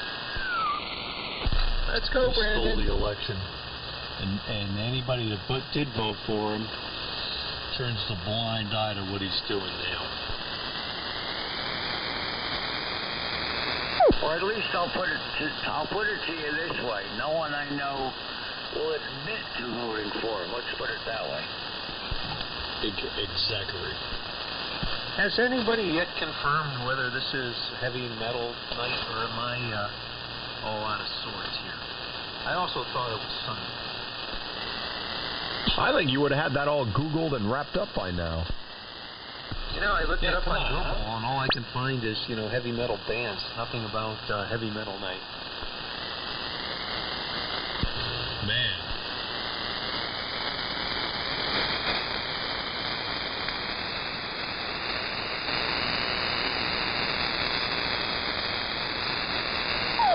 So anyway, it's 7:05. I think I'm gonna bail, fellas.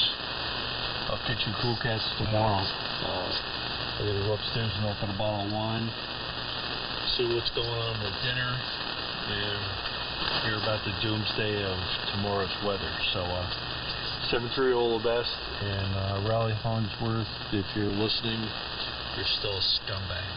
This is W2ENY. 7-3, nice talking with you. I think I'm going to do the same thing. My stomach's been talking to me for the last 45 minutes. And I generally eat about 7. And I kind of slept in today. Well, I stayed up all night, got on the Lonely Guys, and I went to bed, took a nap.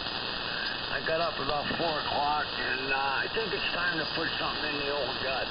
So I'm going to say 7-3s all around. It's been a wonderful evening. Nice chatting with everyone. Clark, good catching up. And we'll try and get in here more often in the evening. I know I've been a bad participant lately here on 73. I've got to get back into my old habits.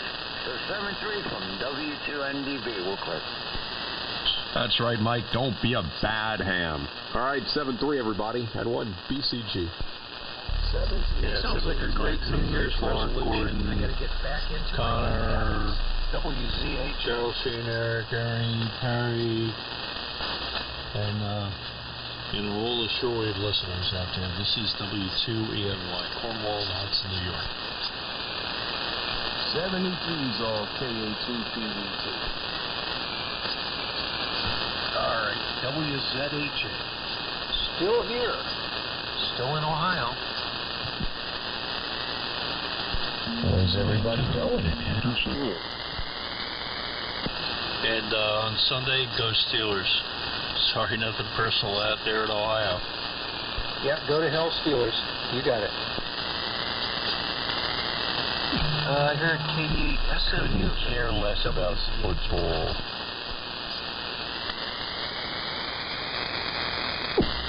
Yeah, I was just saying, you said that, I don't remember what I said or what you said. Anyway, I'll say good evening again. Yeah, good evening. Can't remember the handle there. The name here is Kevin. Kevin, and we're in Brunswick, Ohio, which is 20 miles south of Cleveland. We have a big signal tonight, WZHA. What's the name of Shane? And I'm right at the tri-state area where Ohio, Pennsylvania, and West Virginia, a little town called East Liverpool. Yep, no east of Liverpool well. Yep. Home of Dean Martin. Very good. I think, are you the guy that runs the FT101?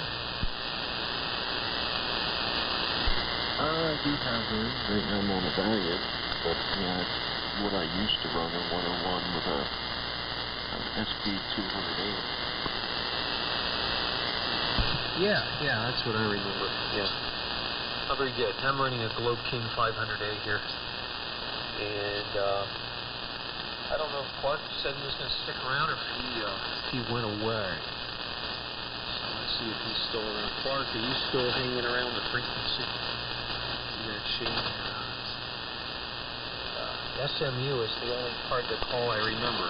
Is it WB8 SMU, KB8 SMU? You'll have to fill me in. Anyway, N1BCG is still around?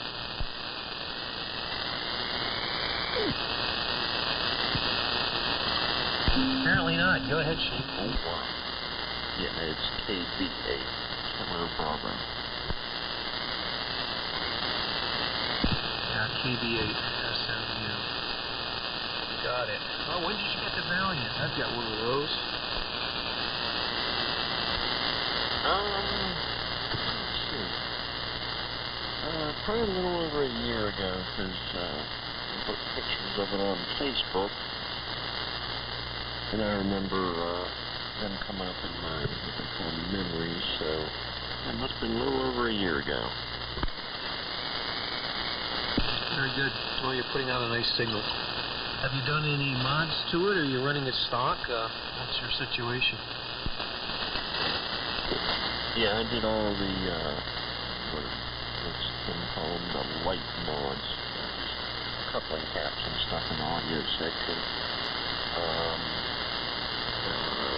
A little bit to the modulator, just basic stuff. Other than that, I haven't solid stated anything yet. I did want to do that and just haven't got around to that yet. And since then I bought a Ranger, and it was one of them, it's a silent thing.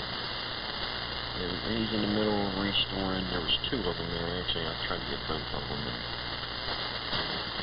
price. But anyway, I don't know, he started, the guy started to restore him, but then he passed away, so I don't know, it might work, it might not work. You know what it takes to get it all nothing up. Everything's been changed, upgraded, new caps, new everything. So, that was a pretty good deal. That sucker works perfect. I gotta get another dial key so I can get that just reaching around and trying to pull the one off of this to use on it. So a little bit rough how everything's situated here on the bench. Okay, yeah, fine business. Well, I wonder if there's something with your audio there. I went over onto the flex to make sure I was hearing it right. On the HRO, you sounded a little pinched. Maybe like there was a little distortion in the audio. So I don't know what microphone you're running there, but it doesn't sound as clean as the one that you had. So I just wondered about that. Using a D104 or some other microphone?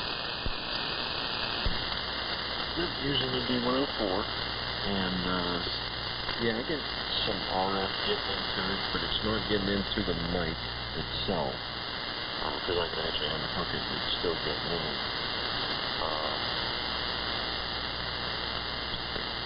Tuning here, there's nothing wrong with tuning. I don't know. Maybe I'm just, is it too hot here? Let me turn it down a little bit. Maybe it's just a little bit too hot here. Well, it might be a little better. I'd have to listen to a little more audio, but yeah, there's definitely some distortion in there. Could be RF getting in. You never know. But try it again now with the audio turned down a bit. And I don't know. I only load mine Valiant up to like 300 or 310 milliamps. I don't really go much higher than that. And it seems to give them storm tomorrow. So, Timmy, let me, before I die here, Timmy, why don't you pick it up? This is W2EM1.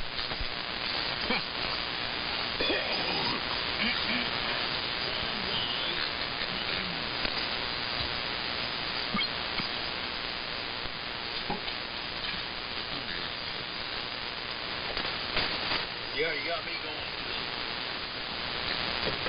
I had to get my lungy can, trash can. I already emptied it once today. I've been doing a lot of cleanup in here. And there's a lot more that needs to be done. Yeah, I thought of getting on 73, but I don't know, I just don't feel like doing much flapping of the yak, you know. And what do you do? No, I tried to call in several times, and the fact that I wasn't being heard through you, or Bob tells me either A, the propagation is kind of long haul, or shall I say the propagation or short haul signals are very, very strapping. It's hard to get a read on band conditions, and I'm using the wire array, which probably might be blowing the signal over people's heads. Because I hear Dan in there, but Dan, you're kind of piss weak. So that's why I think the band is on the edge of going long. I'm trying to figure it all out. I'm on the Tungsten 600. I understand this weekend is the so-called heavy metal rally. And I forget what the minimum requirements are. 250 watts, I think, is the minimum, and I'm delivering 500 watts out to the antenna. And I think weight-wise, combined weight of the RF and the power supply modulator is at least 250 pounds, which I think is the minimum spec. So there you go. I hope everybody's doing A-okay. And there's the story. I'll hang out here a little bit. I had thought of doing a couple of radio shows tonight, but you know, they would focus in on the January 6th insurrection of last year, and you know, something like that. Treatment of that whole thing has to be done right. And I've been watching some PBS documentaries that are showing leading up to that, and just the glaring errors that led to it allowed to be happening and not being stopped. But I'm not going to get into that because I will get very political. And once that button is pushed, I'll just keep beating that drum until people start screaming at me. You know something, these days, I don't care anymore. I make my point and I keep making it. I know a number of people do with me, and I get tired of hearing it, so there. But anyway, beautiful day in the neighborhood, crisp cold, you know. Hey, it's winter, what can I say? To you, folks, I guess. Just Daryl and Bob, you're just spazzing through. Yeah, 1,800 for a 9,100. I don't know. I don't have that kind of money to throw at that 30-year-old processing, even though it does do a good job. Well, I spent $1,000 on the 9000A back many years ago. And a buddy of mine has had to work on it twice because patience and all that.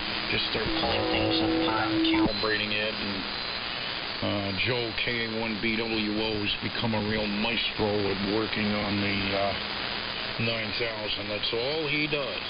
Not the 9100, but just the 9000. So that's the story. I've got an Innovonics 222, and I've got a Dero DAC 610. That's what I have been using. But the thing is intermittence in it. And to work on something like that, you need a workbench with a lot of testicle equipment and all that, and be able to go through things step by step.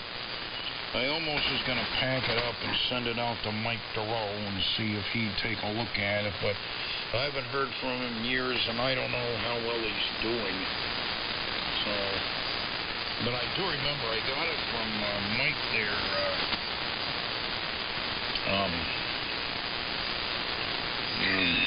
Bob Raid's son there. God damn, I forget his call. It's terrible. Brain flooded. But anyway, it's a very iconic call sign that he has. But I remember hearing him on the thing with his homebrew transmitter. He had a pair of 833s modulated by a pair, but he also had a single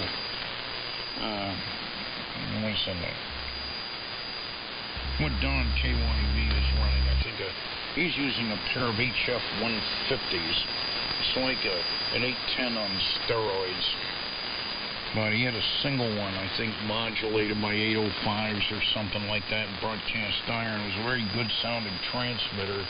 And with that processor, it had a very clean, sweet, natural sound to it. And then he put it up for sale at a Hamfester for $100, so I snapped it up, wanting the sound. But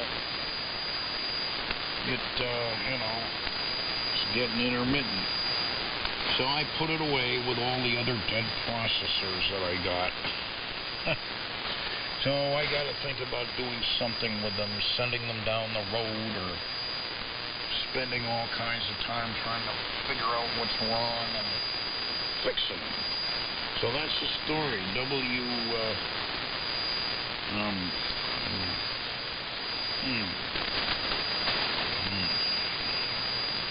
Boy, I'm tired. That's the problem. I'm kind of worn out. A lot of things going on, not bad things, good things, but I'm kind of worn out. W2XR from WA1HLR. Yeah, WA1HLR and the once again diminishing group from W2XR. Tim, good evening to you. And good evening to the lovely Marcy as well, if she's within earshot.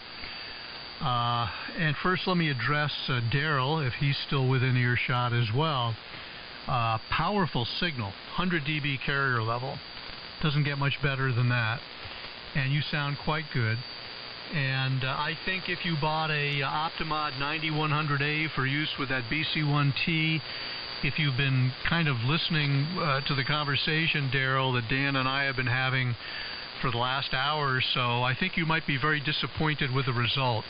It's just, in my opinion and in my experience, that is not a good processor for a large, high-level plate-modulated transmitter.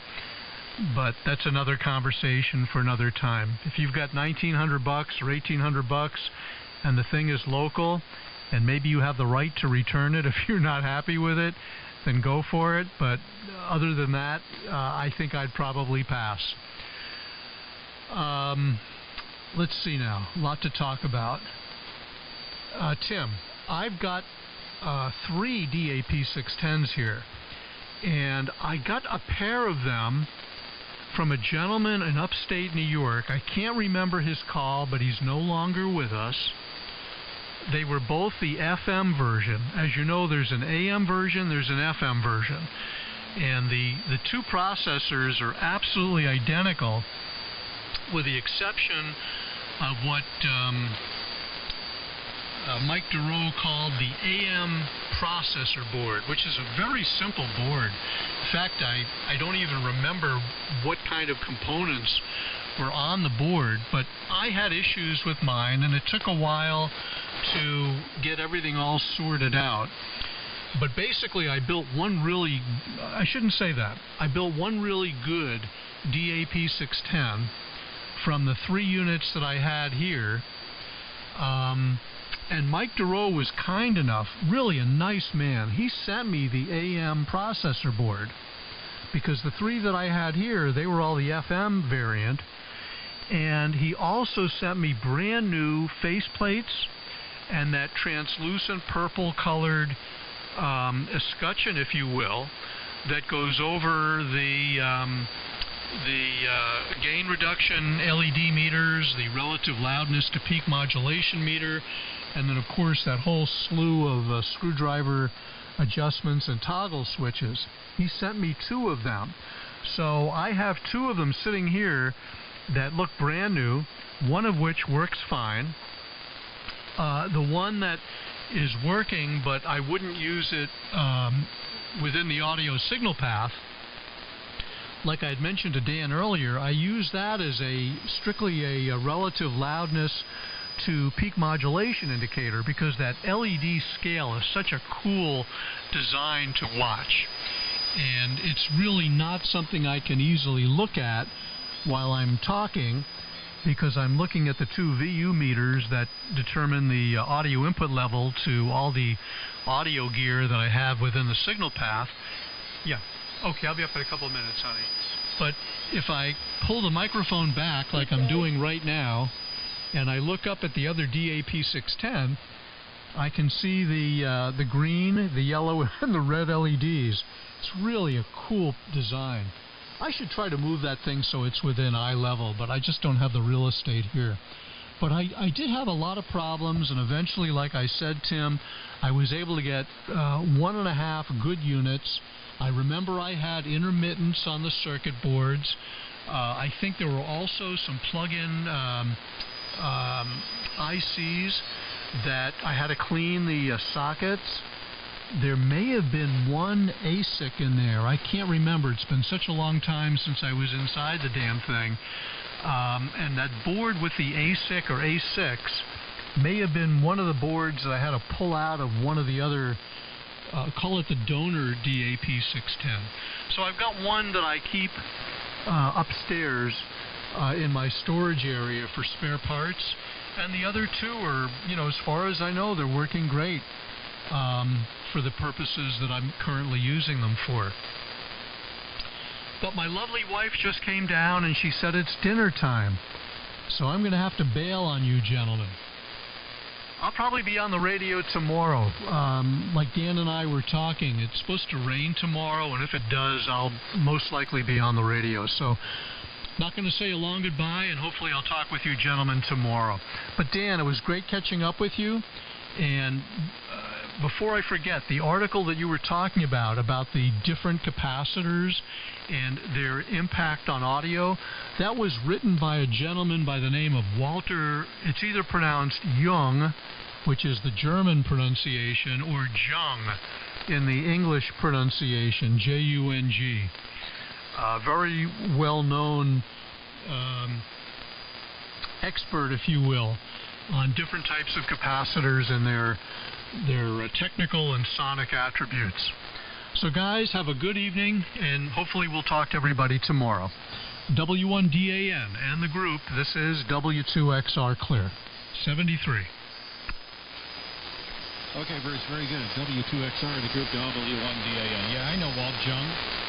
I've read his op-amp book.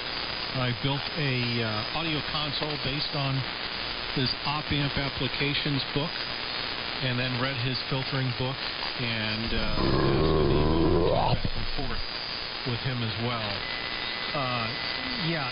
There was another guy who actually did a lot of good research on capacitor dielectric distortion.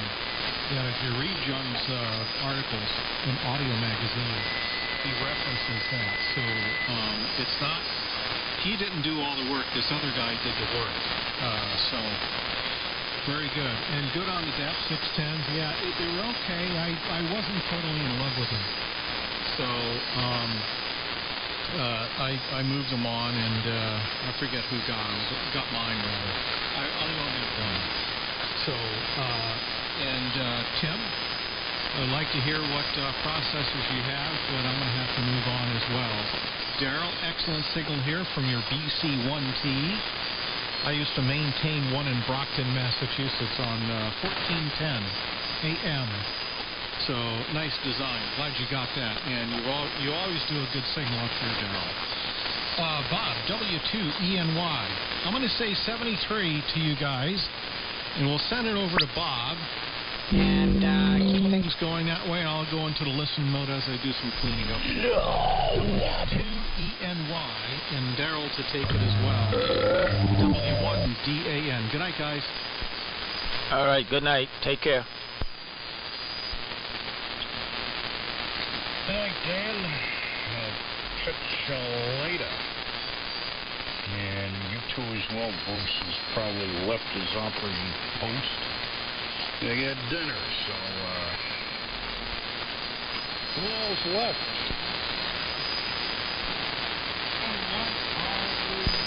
What's up there, Timothy? KD2BRM saying hello for a short period here. How you doing, KD2BRM? Good signaling in here. Man, I hate it. You have an unusual name that just keeps escaping me. Like Forecast. So, but I know damn right well who you are. Nah, that's all right. I like to... I've been compared to worse, Tim. That's okay. Or I've been compared more to the solid form of the FG. Yeah, it's Ernie, like Sesame Street. It's all good. Okay, Ernie, very good. Well, you got a good signal up here, that's for sure. Well, I thought I'd hang out here a little bit. I got things to do.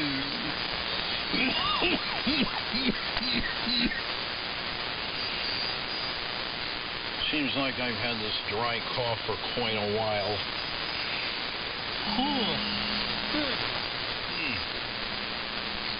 It has to do with doing a lot of radio operating the last few days.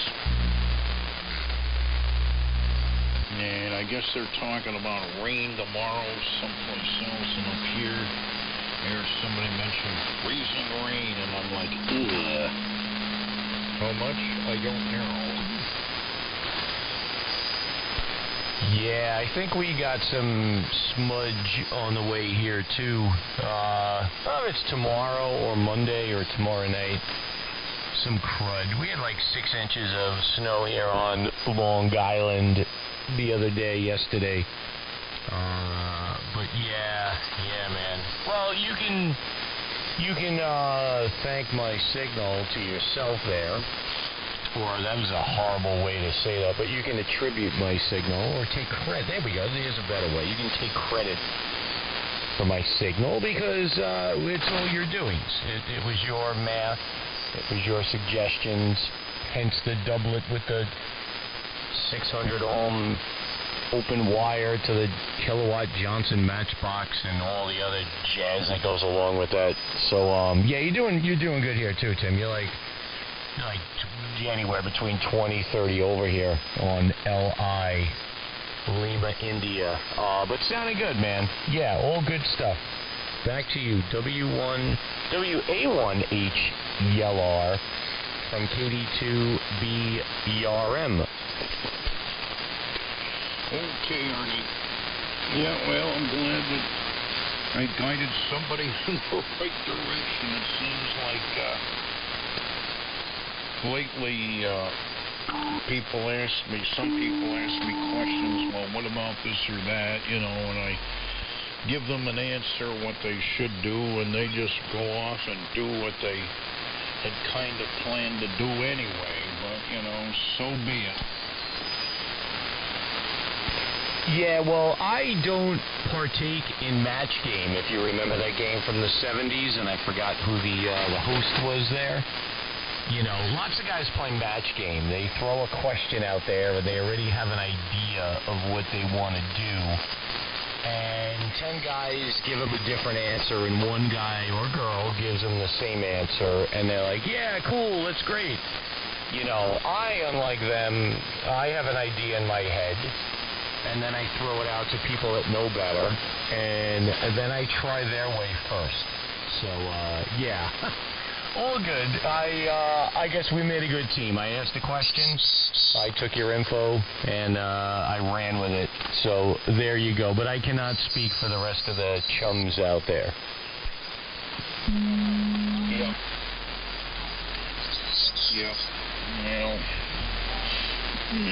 Well, that's good, Yeah, that's one thing I've found is in this day and age, there's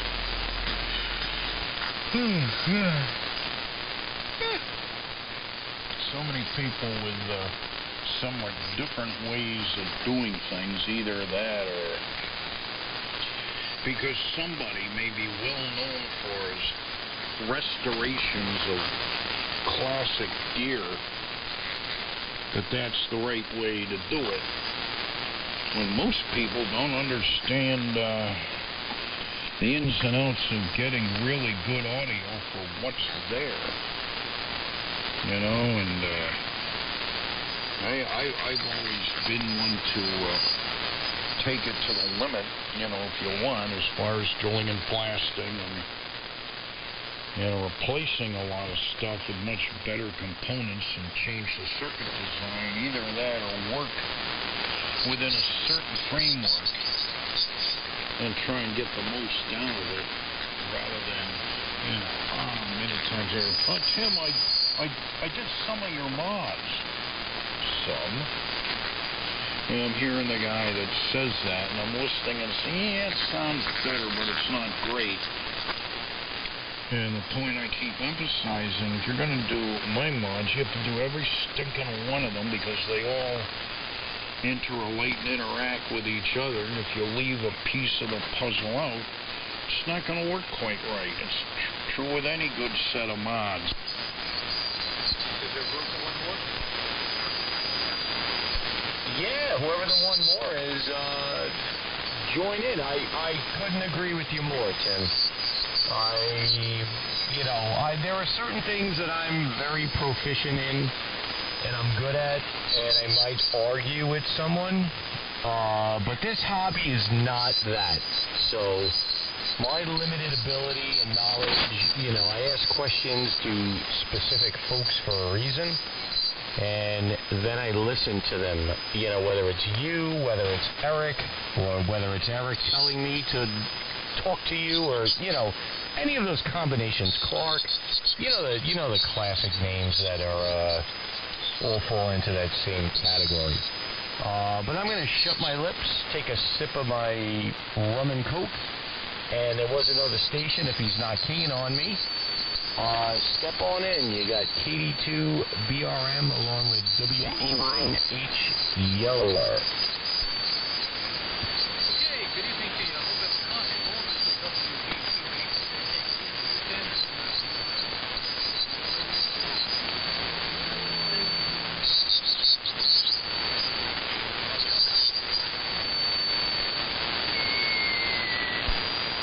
Yeah, I hear you in there, George. Carrier strength-wise, you're not doing so bad, but you have very little modulation. It sounds quite restrictive. I don't know what you did, but I wouldn't say it's borderline like a flea, another flea calling its young, but I'd re-examine things. Are you using a different rig?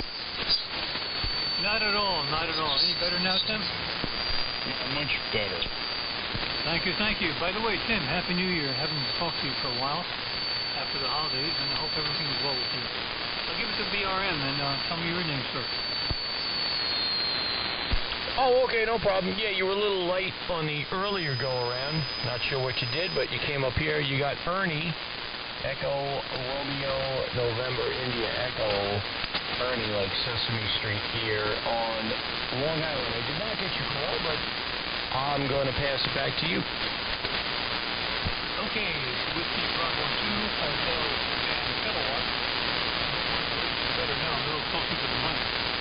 Ernie, go ahead. George. Whiskey Bravo 2, Hotel Japan Kilo. Okay, got you, George.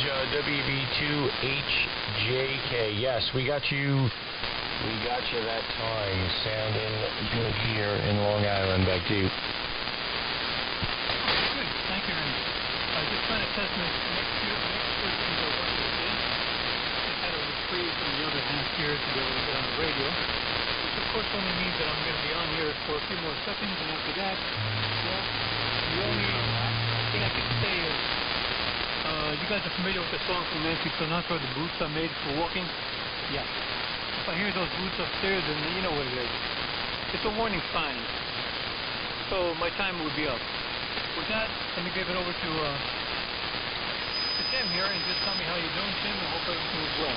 Go ahead, Tim. What does she do? Come downstairs with one of those shepherd's hooks that they used to pull performers off stage with that you see in the old cartoons and drag you upstairs kicking and screaming? That's the clean side of things. Do you know what a wolf hung is?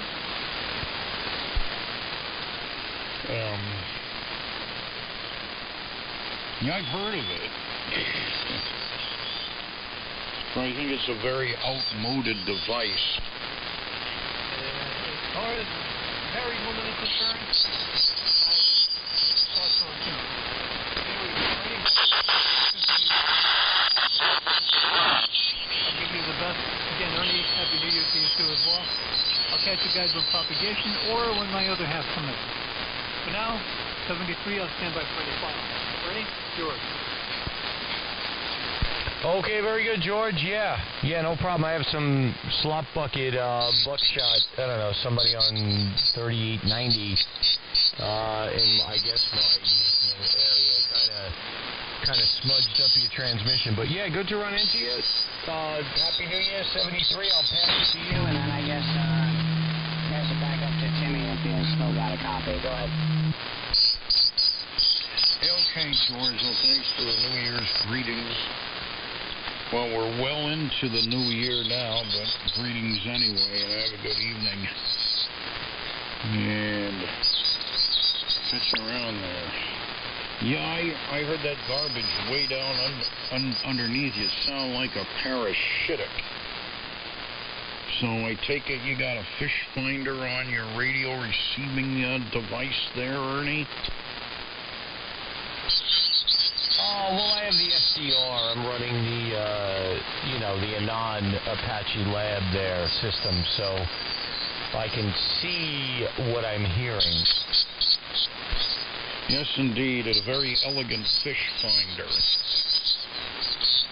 Yeah, pretty much. You get to be a signal Nazi and tell everyone else what they're doing wrong over the air. Yeah. Sometimes I find some folks can get obsessed with that, and I try not to do that, unless it's really obnoxious and obvious. I'm not going to be the guy to be that guy anyway. But yeah, so hopefully you still hear me. I know, I guess there's people trying to squeeze in between the AM window of propagation here, but all good stuff, Tim. Always a pleasure to hear you. Nah, nobody's trying to squeeze in, and your signal is very good. You know, it would take a lot for somebody to squeeze in, and if they were trying to do that, I'd get pissed off and give them a piece of my mind. Oh, all right. Well, yeah. Well, a good signal's always a good thing to hear. So, you know, years back it wasn't the case, but it's nice to know that the BRM Shack can hold its own to an extent.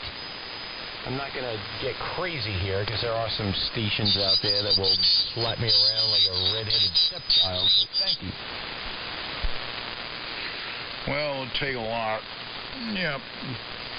So I know you're using an amplifier. What you putting into the amp for power?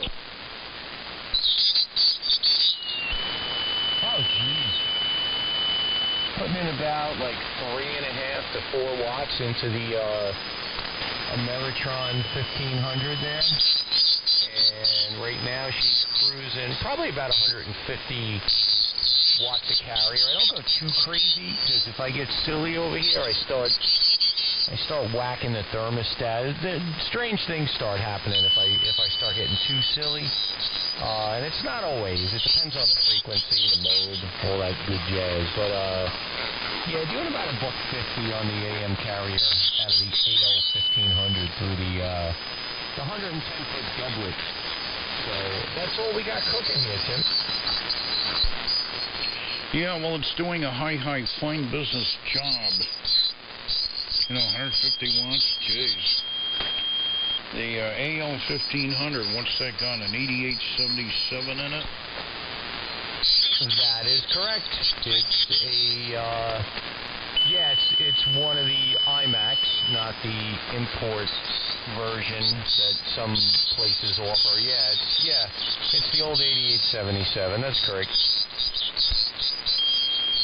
Yeah, that tube would probably be good for a good 300 to 400 watts carrier out, but, you know, a couple hundred watts, why push it? That's one thing I learned many years ago with a linear. You want to go easy with it, especially on good old Yeah, that's kind of how I look at it. I'm like, if I could run, you know, $1.50 or $1.75-ish, you know, comfortably, good cooling. You know, I don't want the fan screaming where it's obnoxious and annoying. You know, what am I going to get on going from 175 to 350? You know, 3 dB. Nobody's going to hear that. You know, 3 dB on AM is gonna make me or break me. You know, maybe a slot bucket contest or something. That extra 3 dB get you in there. But you know, for AM, why? I don't bother pushing it. You know, I tried to do the right thing, get the most efficient antenna system up. You know, again, because you could have the big mouth, but then you got the little ears. You know, you put 600 watts out with a shit antenna and then not hear anyone, and what good is that? So I'd rather have bigger ears and a smaller mouth and go from there. You know, if $1.75, 200 ain't cutting it, I'll go to another frequency or another band of frequencies. You know what I mean? Oh, sure. Yeah, I've come to that conclusion many years ago. It's like, why beat it? You know, 3 dB. You know, you're strapping in as it is. Another 3 dB, one way or the other, is going to make very little difference. So you just operate the gear at a sweet spot and just leave it be. Oh, God.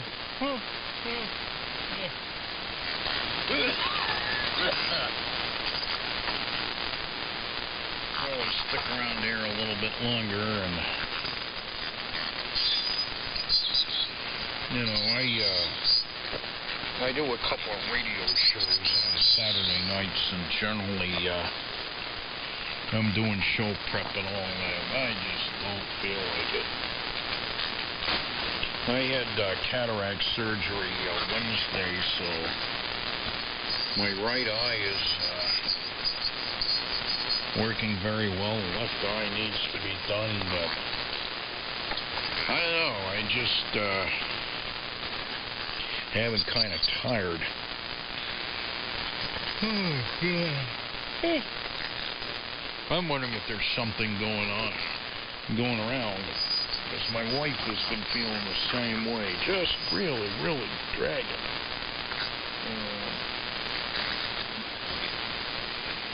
I think in a way I'd like to hunker down beside her. Maybe we'll watch TV or just do something like that. And, you know, that's the thing is with many, many people, you know, they meet when they're young. They think they have it for each other. They get married. And they don't see each other that much because both parties are always working or doing something, and they're only together a few hours a day, if that.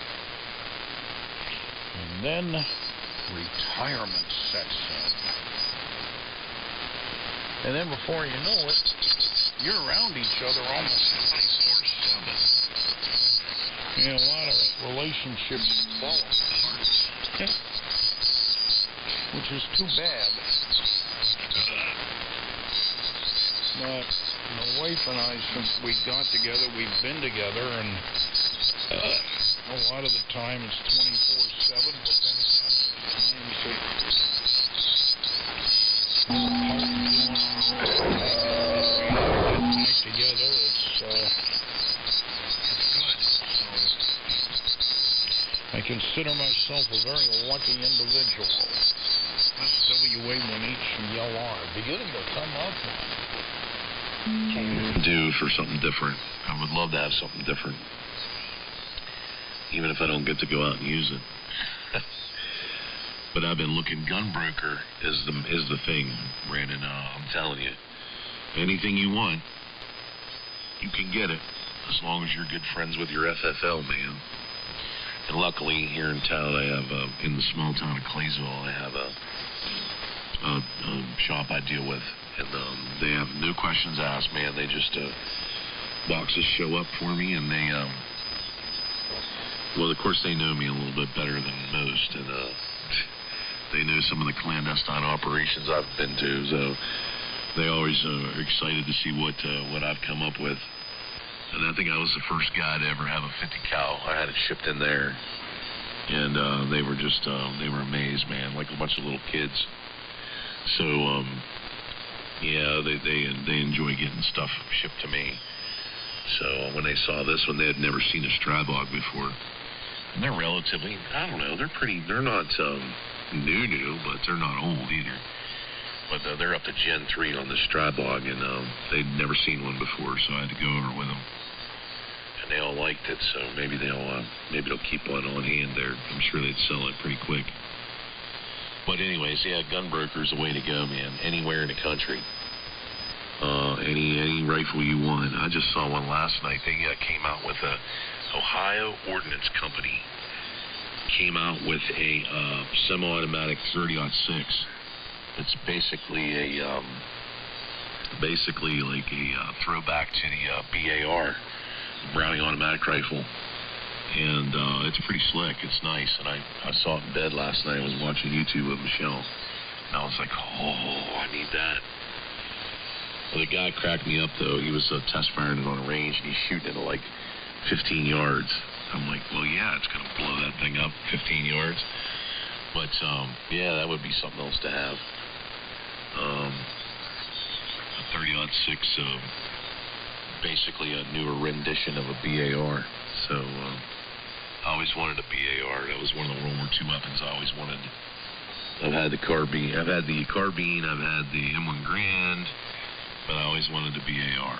So I just thought they were just iconic looking rifles of the day. So, but yeah, Gunbroker. And no, Hemlock is for you, man. That's all you. That's you mountain people.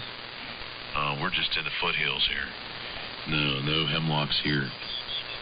I don't even know if you go up on top of the ridge. I don't even know if you would see Hemlocks up there. I don't know if we have the altitude there, but these are just regular pines. I'm not sure what kind of pine they are.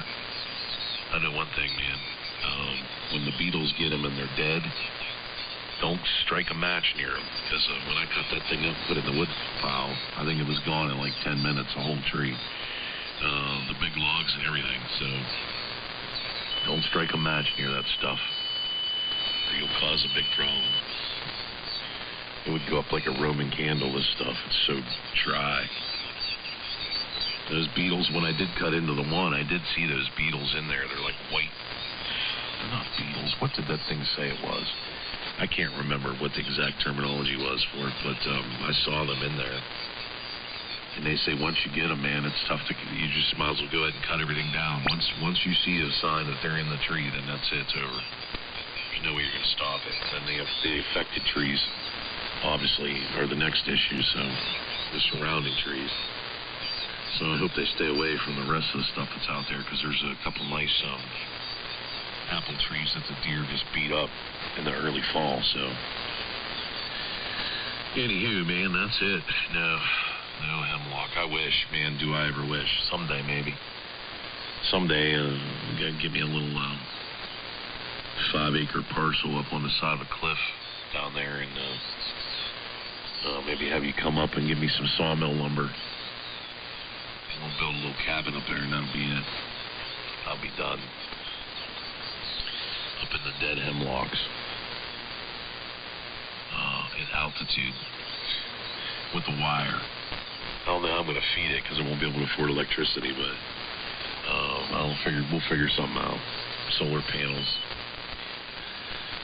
Anyway, man. All right, well, you guys go have dinner. Good talking to you. The transmitter's number 1, beautiful. Number 2, it is definitely sounding good. So, oh yeah, on the PTO/BFO, yeah, my call is the same way. So that's probably what it was. It just jumped a little bit. And the thing looks immaculate and amazing. You know what you should have done, man? You should have completely refinished that old basement and just turned it into the museum. I'm sure Amy would love to hear that. Go have dinner. I'll catch up with you later. See what else I can snag in here. W4GUZ, KB3RHR, Pittsburgh. Alright, Craig. Enjoyed it. Just don't shoot the 300 short mag inside again. It's a shame you didn't have a security camera to film that. And I'm not sure what the woolly adelgia is. I'm sure it's another curse from China or Asia to go along with the kudzu and the stink bugs. I think you said you had those. I don't know, they look like stealth fighters. Gosh, I hate those things. You can't kill them. And the wife likes to read on her iPad at night, and I can just laying there going to sleep, and I hear meow. He just smacks her in the side of the face, and I laugh a little bit. Gosh, they stink. Some people say they can't even smell them, but yeah. Yep, time to go eat. We got dogs on the bench here, and then Amy had to go to the store to pick up her medicine, and she come back with an indestructible dog toy. I'll send you a picture of what's left. Alright. Enjoy your evening, and now that you've got your train all situated, we'll just start on that Globetrotter. It's probably one of the prettiest transmitters I've seen. It's little. You can carry it around and put it where you want it. My big problem here in the basement is dust with the wood stoves on the other side of the basement that you can imagine. So my remedy to that is just to pull the air hose over here and blow everything up into the atmosphere and let it settle again. KB3RHR, W4GUZ, Hawk, North Carolina. Yeah, well, just to tell you, I did shoot that thing out the window one time. There was a groundhog there, and it was the only thing I had. There was some ammunition laying there, so I grabbed it, poked it out. I've got big crank-out windows in that bedroom. I cranked that window open and poked that barrel out the window. Just jerked the trigger. You don't have to jerk that trigger. It's got some kind of crazy hair trigger on it. And squeeze went off, and it shattered the window next to me. So yeah, luckily I had one in the barn that I could replace it with. Otherwise, I'd have been up with without a paddle, up the creek without a paddle. So yeah, man, it was bad news. Don't do that. Try not to shoot that thing near glass. All right, K-Man, catch you later. W4GUZ, KB3RHR.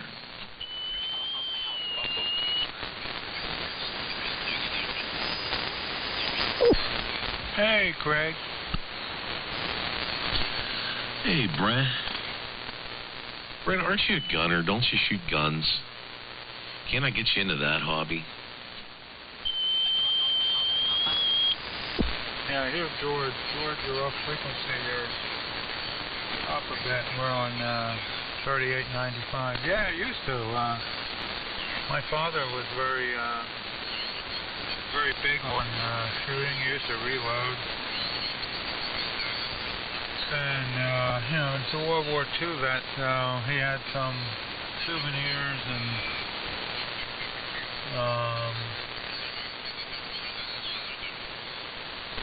he bought some new stuff and liked skeet shooting. He did it all. After he passed away, he kind of sold the guns off. That's an expensive hobby, and New Jersey's very tough. It's very tough in New Jersey to do anything with firearms. But I had a friend who was into it, and he had a firearms ID card. And we went to the gun store one time, and he bought for me. I guess that's not legal these days. A Remington 6mm varmint gun, 700 BDL, I think it was called, a heavy barrel. Put an 18 powered scope on it, and that 6mm, I tell you, it makes a marksman out of somebody who doesn't know what they're doing. You shoot pistol targets at 300 yards and get good groupings, like, in the center. And the trigger was really smooth, and the round was like a 30-06, but it was the round was like a 22. It was a really small round with a really big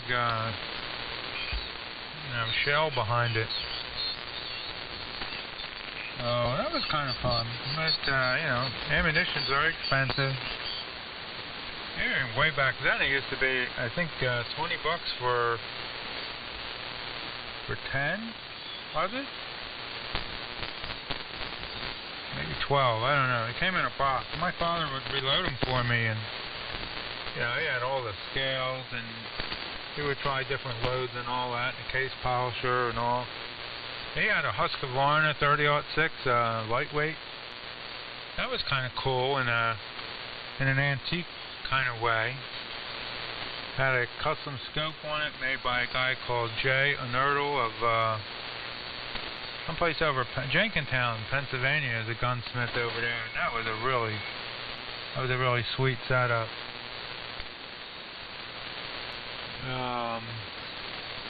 Had an M16 copy and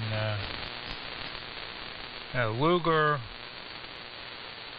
and Colt Woodsman 22. I really like that one. That was that's probably something I should have held on to. That was a nice pistol. And he had huge boxes of 22 long rifle that he got on sale. I donated that to the Boy Scouts. There's really like no place to shoot. You got to be a member and all that. And I thought it was kind of interesting, but not hunting, and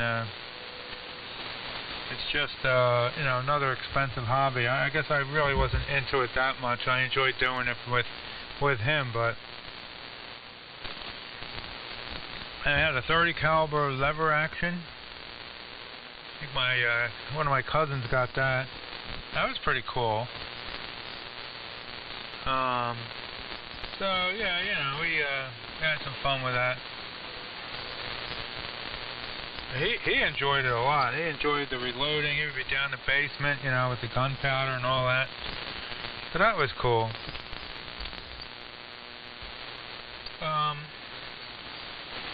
I don't know if you hear George in there, WB2HJK. I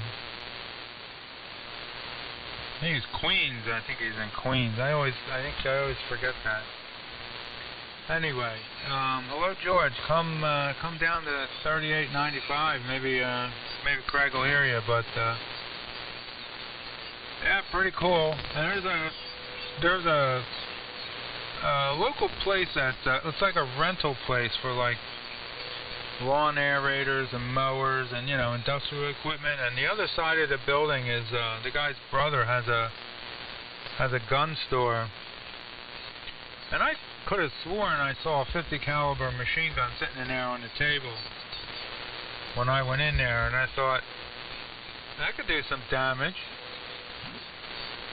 I don't know if what the legal ramifications of something like that are, but in New Jersey, it's I'm sure it's very, very strict what you can get away with. Well, anyway, we'll see if oh, hemlocks. Boy, on our fall drive this year, we stopped over in the Poconos called Digman's Falls, I think it is. There's a hemlock gorge there. There's a stream that runs through a hemlock gorge with giant hemlocks, and we didn't have a chance, really. It was closed. We didn't have a chance to get too far in there, but man, talk about a beautiful, beautiful place. That's up by towards not Port Jervis. It's the one before there.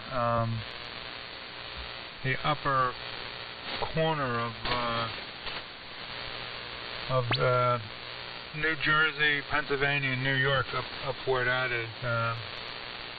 Anyway, let's see if we can hear George. WB2HJK, it's KB3RHR from NTDTN. Thank you, Craig.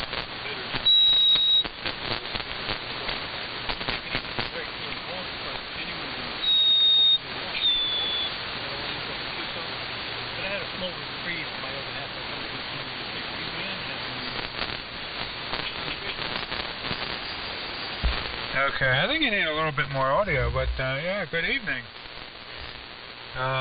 Good to hear you on. Anyway, over to you there, Craig. I wonder if you're hearing George. KB3RHR in the group, answer DTS. Yeah, George is right on the cusp of steamy. Excuse me here.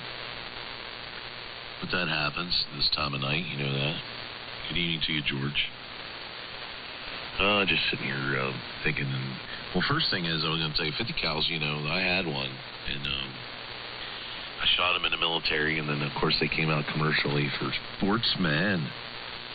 And, of course, I had to have one, so I bought a single action, bolt action, single action, which was pricey enough at that time. That was back when they first came out, and $5 a shot, Brent. $5 a shot. So I got it sighted in at about 800 yards, dead on, and took a deer hunting, which was kind of funny. I killed a deer that was just about 750 yards away, and I shot and missed it the first shot. There was a bunch of guys standing behind me. I was in a big gazebo overlooking this humongous field, and we're drinking coffee and yakking, and out came a herd of deer, and it said party time, so I got behind it. And instinctively, when you're a hunter and you can range and you know the range, you know, you automatically say, okay, 750, 800 yards, probably about 2 inches over the back. And I'll let it fly, and that's exactly where it went, 2 inches over the back. So the boys were laughing pretty hard. And I said, wait a minute. Put another one in. Of course, they're standing there like, what was that? And I drilled it dead on, 800 yards, 750 yards, dead on, just plowed through it. So that was my, then I sold it, and I sold it for really good money, so I made out on that deal. But, yeah, I've got some YouTube videos. I've got YouTube videos of everything, Brett. YouTube videos of shooting that thing. It's kind of fun. And, yeah, the New Jersey laws I didn't know, so back when I did the border thing, I came home and, of course, 2 or 3 papers and the local radio station interviewed me and all that. Well, I got some little nasty phone calls that were garbled from that. The drug cartels they don't play around. They've got people everywhere, so got a couple little nasty phone calls. So at that time I started carrying pretty heavy, and by heavy I mean some kind of personal weapon on me, and then in the truck I had a 12 gauge with a bandolier. Well, long story short, I was in New Jersey and I forgot about the laws, man. And there I am with strapping heavy. And I thought, man, if I did it, and it just hit me like I'm going up the Garden State Parkway, and it hit me like if I get pulled over right now, I'm guaranteed going straight to prison. So I forgot how strict the gun laws there. There in New York, it seems like we're surrounded by strict gun laws. But I was going to ask you about the Malta video. Did you get a chance to see it?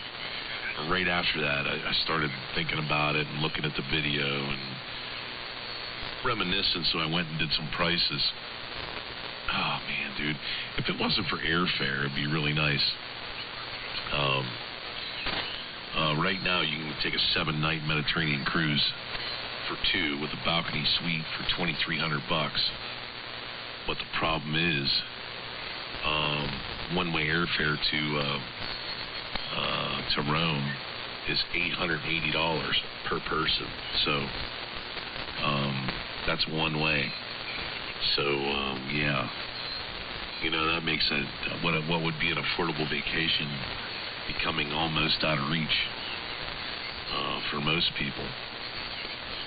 So I want to do it again, man, and I'm getting like, yeah, you know, with everything in sight of everything that's happened in the recent period here, I'm thinking, man, we should go do this now, because it's going to get to the point where I can't do it or won't want to do it. And I would love for Michelle to get to see that part of the world. And so by the time you figure your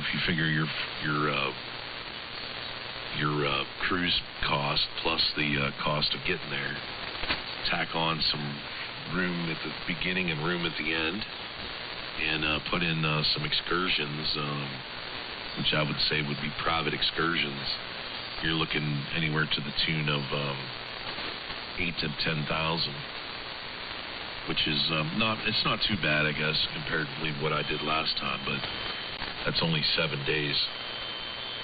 Or 7 nights, I mean, so yeah, man, you got me thinking, but we got to get our passports anyways. I have to get mine renewed, and she has to get one, because she won that trip to the Dominican Republic in April. So if I'm going to have my passport, I might as well do it up, right? So I've been thinking about it. I'm probably at the age I probably need to go do it now before I wait any longer, because I don't want any more ailments to arise and me not be able to do it.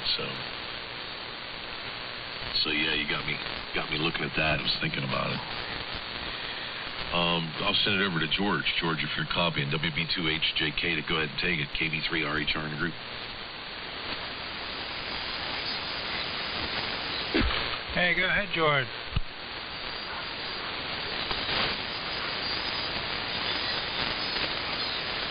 I don't know, maybe his wife came back, caught him at the radio. I don't know. Yeah, look, so I did look at the video. It's really cool, and man, what a history. And one thing that really I really noticed with the videos, man, they really pack a lot of they pack a lot of stuff on that island. Man, oh man, is there like per square inch that of course Second World War, the Germans bombed the crap out of that place. Probably shelled it from ships offshore as well. It was that was right in the thick of it, I think. But you read about the Malta, the Knights of Malta, and all that, and there's just I guess the Mediterranean. No matter where you go in the Mediterranean, you got 2,500 years of history there, and a lot of it's still there. It's still there to look at. It would be cool. I guess I'm not the kind of person that really enjoys traveling. My wife does. I don't so much, especially the flying bit and the luggage at the airport and all. I would love to see, some of that stuff. I would like to spend a lot of time in places like England and Germany and France and all that to, look at the history of, all the stuff that went on there, Rome and Greece and all.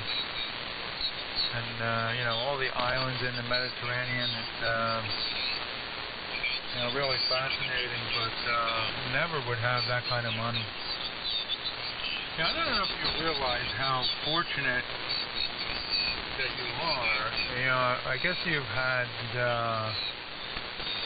good paying job. I mean, it's really hard work and everything, but you've had a lot of expensive hobbies that you had a good time with the firearms and the ham radio and the traveling and vehicles and hunting and all that.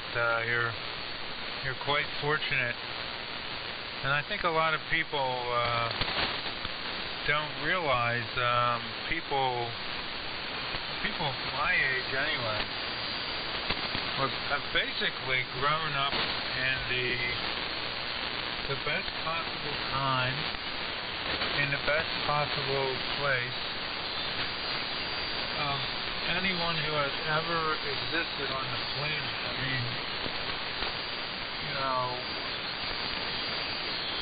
after the Second World War, it was born after the Second World War, and we basically had access to everything, food, jobs, security, employment, medical care, and all that. And, we're kind of spoiled anyway. Before I get carried on. Dominican Republic, I don't know. Is that a hot vacation spot? I don't know if it is or not, but, you enjoy that kind of thing. My wife did a cruise with my sister. I was working, so we did a cruise with my sister. Did a lot of the Caribbean islands, Mexico, some South American stuff, and she really enjoyed that. So yeah, it's nice if you enjoy that. Anyway, we'll see how things are holding up, and if that's what you enjoy, you gotta go for it. Is when you get older, you tend to get issues, and you don't want to travel as much. Some people do anyway. You get stiff and sore when you sit, and your bladder gets small, and it just has things you got to deal with when you're younger. You just get up in the morning and go. There's nothing to restrain you. KB3 RHR with possibly WB2HJK. The coast is clear from NTDPS. Yeah. I want to comment on that. I came from nothing, man. Literally. My dad scratched to get us what we had. I don't think he We never went to the shore until he was 30, in his early 30s. I still have pictures of it. We never saw the ocean. He never saw the ocean until then. And he came from a very, very even poorer family. So he wanted his kids to have what he didn't have. And back in those days, we didn't know any better, which is probably better off. You know that? So now it's like, I don't know, man. It's a hard thing to say. I mean, do what you like to do. I've lost a lot of friends, both in personal life and in another life. So I've lost a lot of them, man. And I say just do what you want to do, man, because you just never know when it's your last lap on the merry-go-round. So I've always taken interest in different kind of things, and you left out motorcycles too. I don't know, man. I just live life. Live it, because it's just it. I wish I'd have taken a little bit better care of myself in the latter years here, but that'll turn that around, no problem. But, yeah, that's how I feel. Just do it. Do your thing. You like dirt bikes, you like riding into Pine Barrens like a bat out of HELL. That's what you like to do, man. Just do it. Just do it hardcore. I mean, I guess that's my only downfall. And it comes from the world I live in now. Like, if I need a part, I don't care if you've got to get a helicopter to get it. We're down. I need the part, so get it. I don't care what it costs. And unfortunately, that's the lifestyle I grew up in for the last 26, 7, 8 years. Was that. And sometimes it's a curse, but sometimes it's pretty good, because if I want to go do something, I just go do it. And when I do something, I'm going to do it. Hardcore. And so we decided, that was with my ex-wife, and we decided, I wanted to take her to Germany because I was stationed there and I worked there. And she didn't want any parts of Germany, which I don't know why. But anyways, she wanted to go to Italy. So we just did it, man. And I even with her, I don't regret it. And I still look back at those memories, and it was pretty fun, man. I learned a lot. And then that goes to number 2 point, was like, I know you don't like to travel, and I know,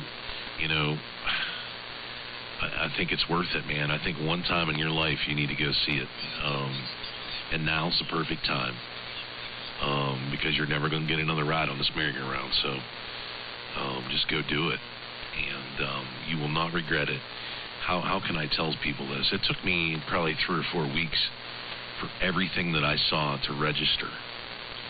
So I was walking in the Roman Forum. In the Forum. I was walking there.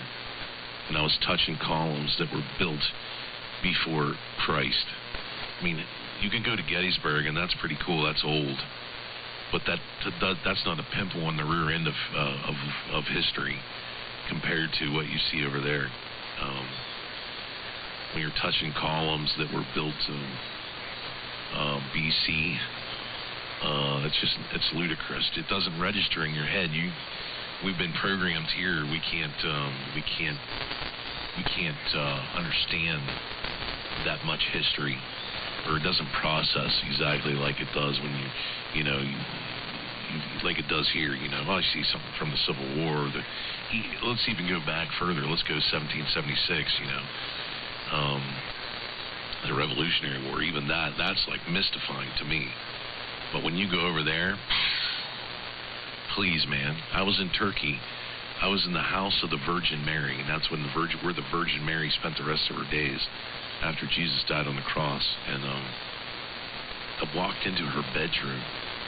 Hello. Like, that didn't hit until a couple days after. I was like, you realize when we were in the house of the Virgin Mary, like, is that even fathom? Can you even process that? Like, and there, it's been like Malta, like those videos, that those towns just kept building they just kept building. The Romans would come in and burn the whole town and flatten it, and then they would build on top of it. And then somebody else would come in, a conqueror would come in, and they would just totally destroy the entire town. And then boom, they'd build right on top of it. And then one of the coolest things I ever got to do was there was a church in Rome, and my tour guide. I did hire a tour guide when we were in Rome, and to get me around, and definitely showed me things that I'd never really seen on my own. And she took us into this church, and I thought, oh, cool, another cool church, you know, a lot of gold gild and big, humongous organ pipes, the whole 9 yards. And so we started down. We went down a floor. Then we went down another floor. Then we went down another floor. And I'm thinking, it didn't register at that time, and she goes, okay. So we went down to the last floor, and it looked like I was on the street in chariot-type times. There was cobblestone streets. They still had the storefronts. They obviously did a lot of architectural salvage on it, but there were stores. There was a walkway, like a street. And this is all like 4 levels underground in this church, and it was totally mind-blowing. Like, I just come down 4 levels, and now I'm on BC AD, early AD BC time, man. What? You can't even process that when you're standing there. It there's no appreciation. Like, you could be standing right there, and it just blows your mind. And that was one of the coolest things I remember from that trip there. But yeah, you go different places in the Mediterranean. They're all cool, man. Malta was an accident. That was the year that Greece was having all those protests, and they had all that. They seized all their money in all the banks. So the cruise ship was like, we're not going there. We're going to Malta. I'm like, okay, Malta, Maltese Cross. So I looked it up, and I was like, oh yeah, okay, cool. That's right off the coast of Libya. So that's the furthest south in the east I've been was Malta, Malta. So it was just crazy cool, and that town is built around. It's exactly like it was, and it's built around. It's like a fortress, and everything is inside the gate of that town, and it just blows your mind, man. It just, you turn one corner and everything's that dusty sand built stone. And it's like, anytime the Taliban's going to come out of one of these doors and just grab me, but it's the greatest thing. So, and the Greek people are pretty cool, man. The dudes with the big mustaches and the coils at the end of them, Oh man, they're so cool. It was great. I mean, the whole time was great, and that's what I'm telling you. I was not, number one, I was not a cruise ship guy. I was like, no way, I don't want to be on there with all those people. There's just no way I want to do that. And then, but in order to stamp your passport 1,000 times, that's the way to travel, and it's cheap, relatively cheap. We're going to go on vacation and spend $2,300 and get to see 4 countries. Just not going to do it here. So it was well worth it, and I did splurge. I mean, there's no doubt. I mean, it was I think total estimated, I think it was $14,000, and that was turnkey from door to door. But I had private cars at each port because I didn't want to go with all the normal people. I wanted to see the world's largest ball of yarn for about 2 seconds, and then I wanted to go see something else. So that was definitely well worth it. And the attention to detail and the history that you got from the behind the scenes versus a group tour was just phenomenal. I took a tour in Sicily. Went on the Godfather tour, and it was every place in Godfather 2 that there was a filming. Bar Vitelli, where Michael Corleone meets Apollonia's dad, was there. I was at the church that Michael Corleone got married to Apollonia in. It was just crazy. But I suggest it, man. I can't tell you enough. I know you don't want to fly, you don't want to travel, but I'm telling you, one time in your life, it's well worth it. Spend the money. You will never regret it. Never. And I was with my ex-wife, and I never regretted it. Never. And then I bet you if you called her up right now, she wouldn't either. In the hobbies, yeah, done a lot of things, man. But that's part of the spice of life, man. You can't eat peanut butter and jelly every day, I guess. And the Dominican, she won that trip, man. She blew my mind. Of course, it's right after I set my vacation schedule in, so I had to call and plead with Human Resources to change a week. But she, her company does a trip every year, and of course, COVID really knocked things out. But They do a trip every year somewhere, and we were thinking we were going to get to go to Germany 2 years ago. And I told her, I said, if we go, I'm buying Lederhosen. You know what Lederhosen is. I was going to get the Lederhosen, the shirt, and the hat, and definitely the socks.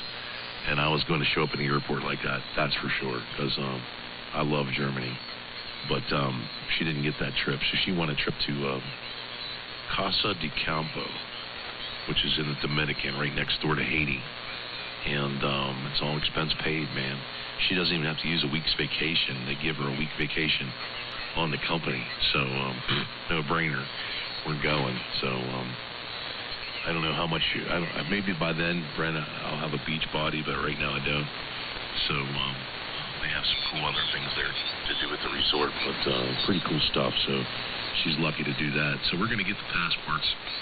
And I got to get mine renewed, and she's got to get one. And then, the world is yours, baby. Wherever you want to go. You only live one time. But man, dude, if I could plead with you and say, listen, go take a loan for $10,000 and take your wife and go to Italy, even just to Italy, or go to Sicily, or get on a cruise ship in the Med. Do it. I'm telling you, you will not regret it. And you'll come back and say, you know what, I'm glad you talked me into it. And you will talk about it forever. N2DTS, KB3RHR.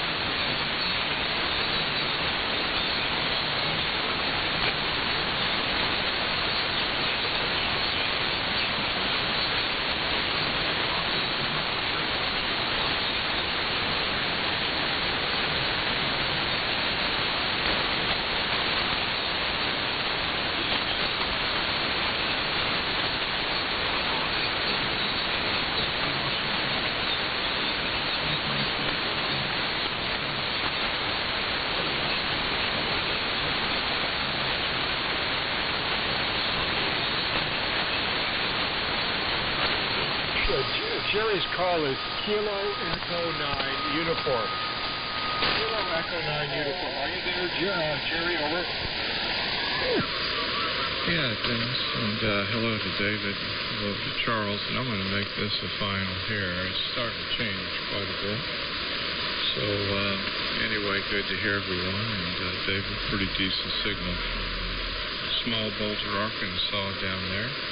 Nice to hear you, and Charles, nice signal. I'm just south of Indianapolis, about 8 miles, so name here's Jerry, just running a new homebrew tonight. I'm running a little bit more than 25 watts here, Dennis, with the amplifier. I'm running, let's see, about 380 watts carrier, so that's what we're going to hear much, but 100%, so pretty much symmetry there, about 100 on each side of it, negative and positive, so that's the story here. Go ahead, Dennis, and thanks for picking me up, and have fun on the rally. Probably close down and start heading between the sheets. Anyway, K0EOO, of course, the KW1 sound is mighty fine. Thanks, Dennis, for picking me up. KE9. Okay, very good. Yeah, very good, Jerry. 73. Tim, over to she comes. Kilo Charlie 9, Quebec Juliet Echo in Illinois, and you can turn it to David, Whiskey Delta 5 Bravo Zulu Oscar. And David, you can turn it to me, and then I'm going to give it to Charles. So, go ahead, Tim. One quick question: is Charles, is that the Fox Juliet radio? Is that Charles? No, his Norway 0 Yankee X-ray Oscar. Okay, thank you. The static tractors were taking him out, so I didn't get his call at all. I wasn't close on that. It must be somebody else's I got wrote down. And 73's to Jerry, but I'm sure he's not hearing me because I completely lost Jerry. So anyway, thanks for letting me back in here. And hello to David. That's great on your Jeff KW. Everybody's doing good in here. It's just the band is really noisy tonight, but everybody's doing great. And yeah, very good on the amplifier being the heavy hitter. It does do a good job. It really does. So having a good time on Heavy Metal Rally. I don't know if I said it or not. Yeah, I said the weight of the amplifier. I get confused on which one goes by weight. If you're supposed to say your weight, if it's this one or if it's the one in February or March, whenever it is, the other Heavy Metal Rally. But anyway, a lot of AM activity tonight. Glad to see it. Love AM. So glad to see everybody out exercising the transmitters. Love to hear the old Collins rigs and stuff like that. I am in the process of building a homebrew transmitter to go with this amplifier. I'll be building an 829. It'll be a pair of 829s in the RF deck. It'll be for 40 and 160. It will be modulated by a solid state modulator to begin with. And once I get that going, then I'm going to go back and build another pair of 829s as a modulator. So once it's actually finished, it will be a pair of 829s modulating a pair of 829s. And that will go into this big amp. So, of course, Robert W0BMC is the mastermind behind it. He's putting me together a kit. I guess the easiest way to say it is a kit that I can follow and he can help me with. But that's what it's going to be, is a pair of 829s modulating a pair of 829s. Mod reactor all set up like a little miniature broadcast transmitter. And that's what'll run this. And then I'll be receiving on. I've got a ton of receivers. R390, SX28. I've got a bunch. 75A4. Anyway, so that's the story there. I don't have a whole lot to add. Like I said, I've been under the weather, so I've been trying to limit my talking because my voice is not very good. But I sure didn't want to miss out on the rally. This is something I really look forward to, being able to get in and exercise with everybody. So let me get it on over to David. WD5 BZO, I think it's the first time we've met. My call sign is Kilo Charlie 9 Queen Japan Echo KC9QJE. My name's Tim, Tango India Mike, 100 miles straight east of St. Louis, Missouri, running a Flex 6500 Heil PR40 microphone and a 4CX3000 out of the broadcast industry. It's a Vanguard 2 amplifier when it was in the broadcast industry. It is now 10 through 160. Go ahead, David.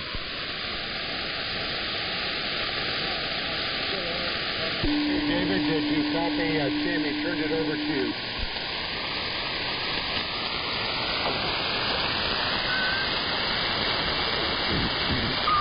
E5, Bravo Zulu Oscar. David, are you around? Kilo Zero Echo Ocean Ocean.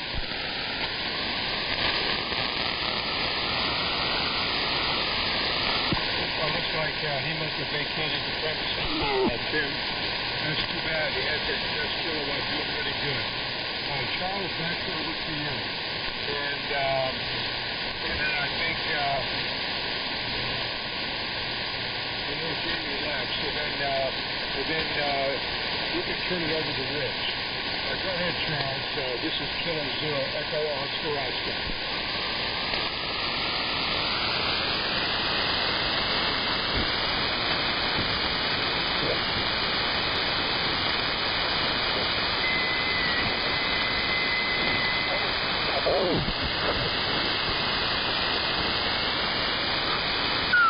Juliet X-Ray November. Was that Whiskey 9, Juliet X-Ray November? Go ahead.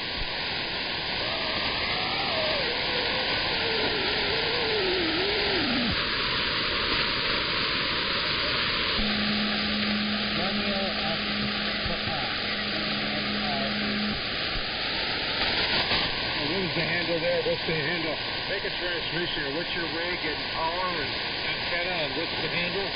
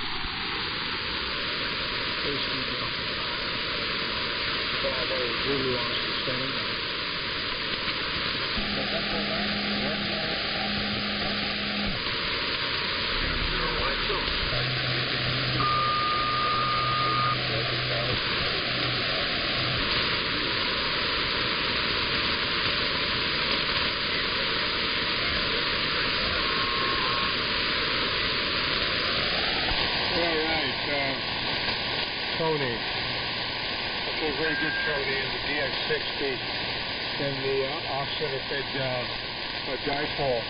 David, are you back? Whiskey Delta 5, Bravo Zulu Oscar.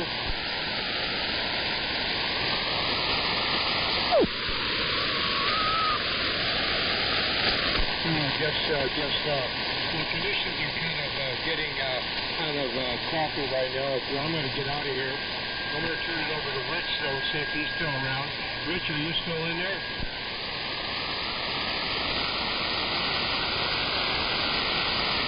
Okay, I think we've lost our propagation. I think the skip has gone along. So I'm going to sign out of here, and anybody wants the frequency, go for it. But we did get you in the loft here, Tony.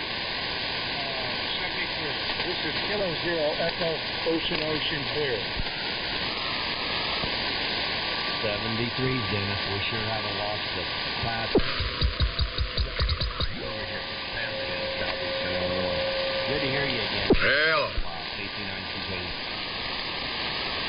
Okay, Okay, KC9, Tim, 2JE, you're doing right for here. I wanted to kind of rant you a little bit about that. I'm not sure I know what an 829 tube is. I was going to look it up when I got off the air here, but a pair of them ought to be really something, And if you've been rubbing shoulders there with Mr. Robert, voice modulated carrier, then I know you've got the knack. You've got the knack there, Tim. So that's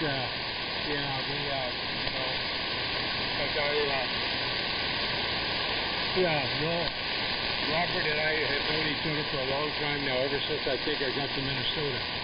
So that's been pushing 20 years now.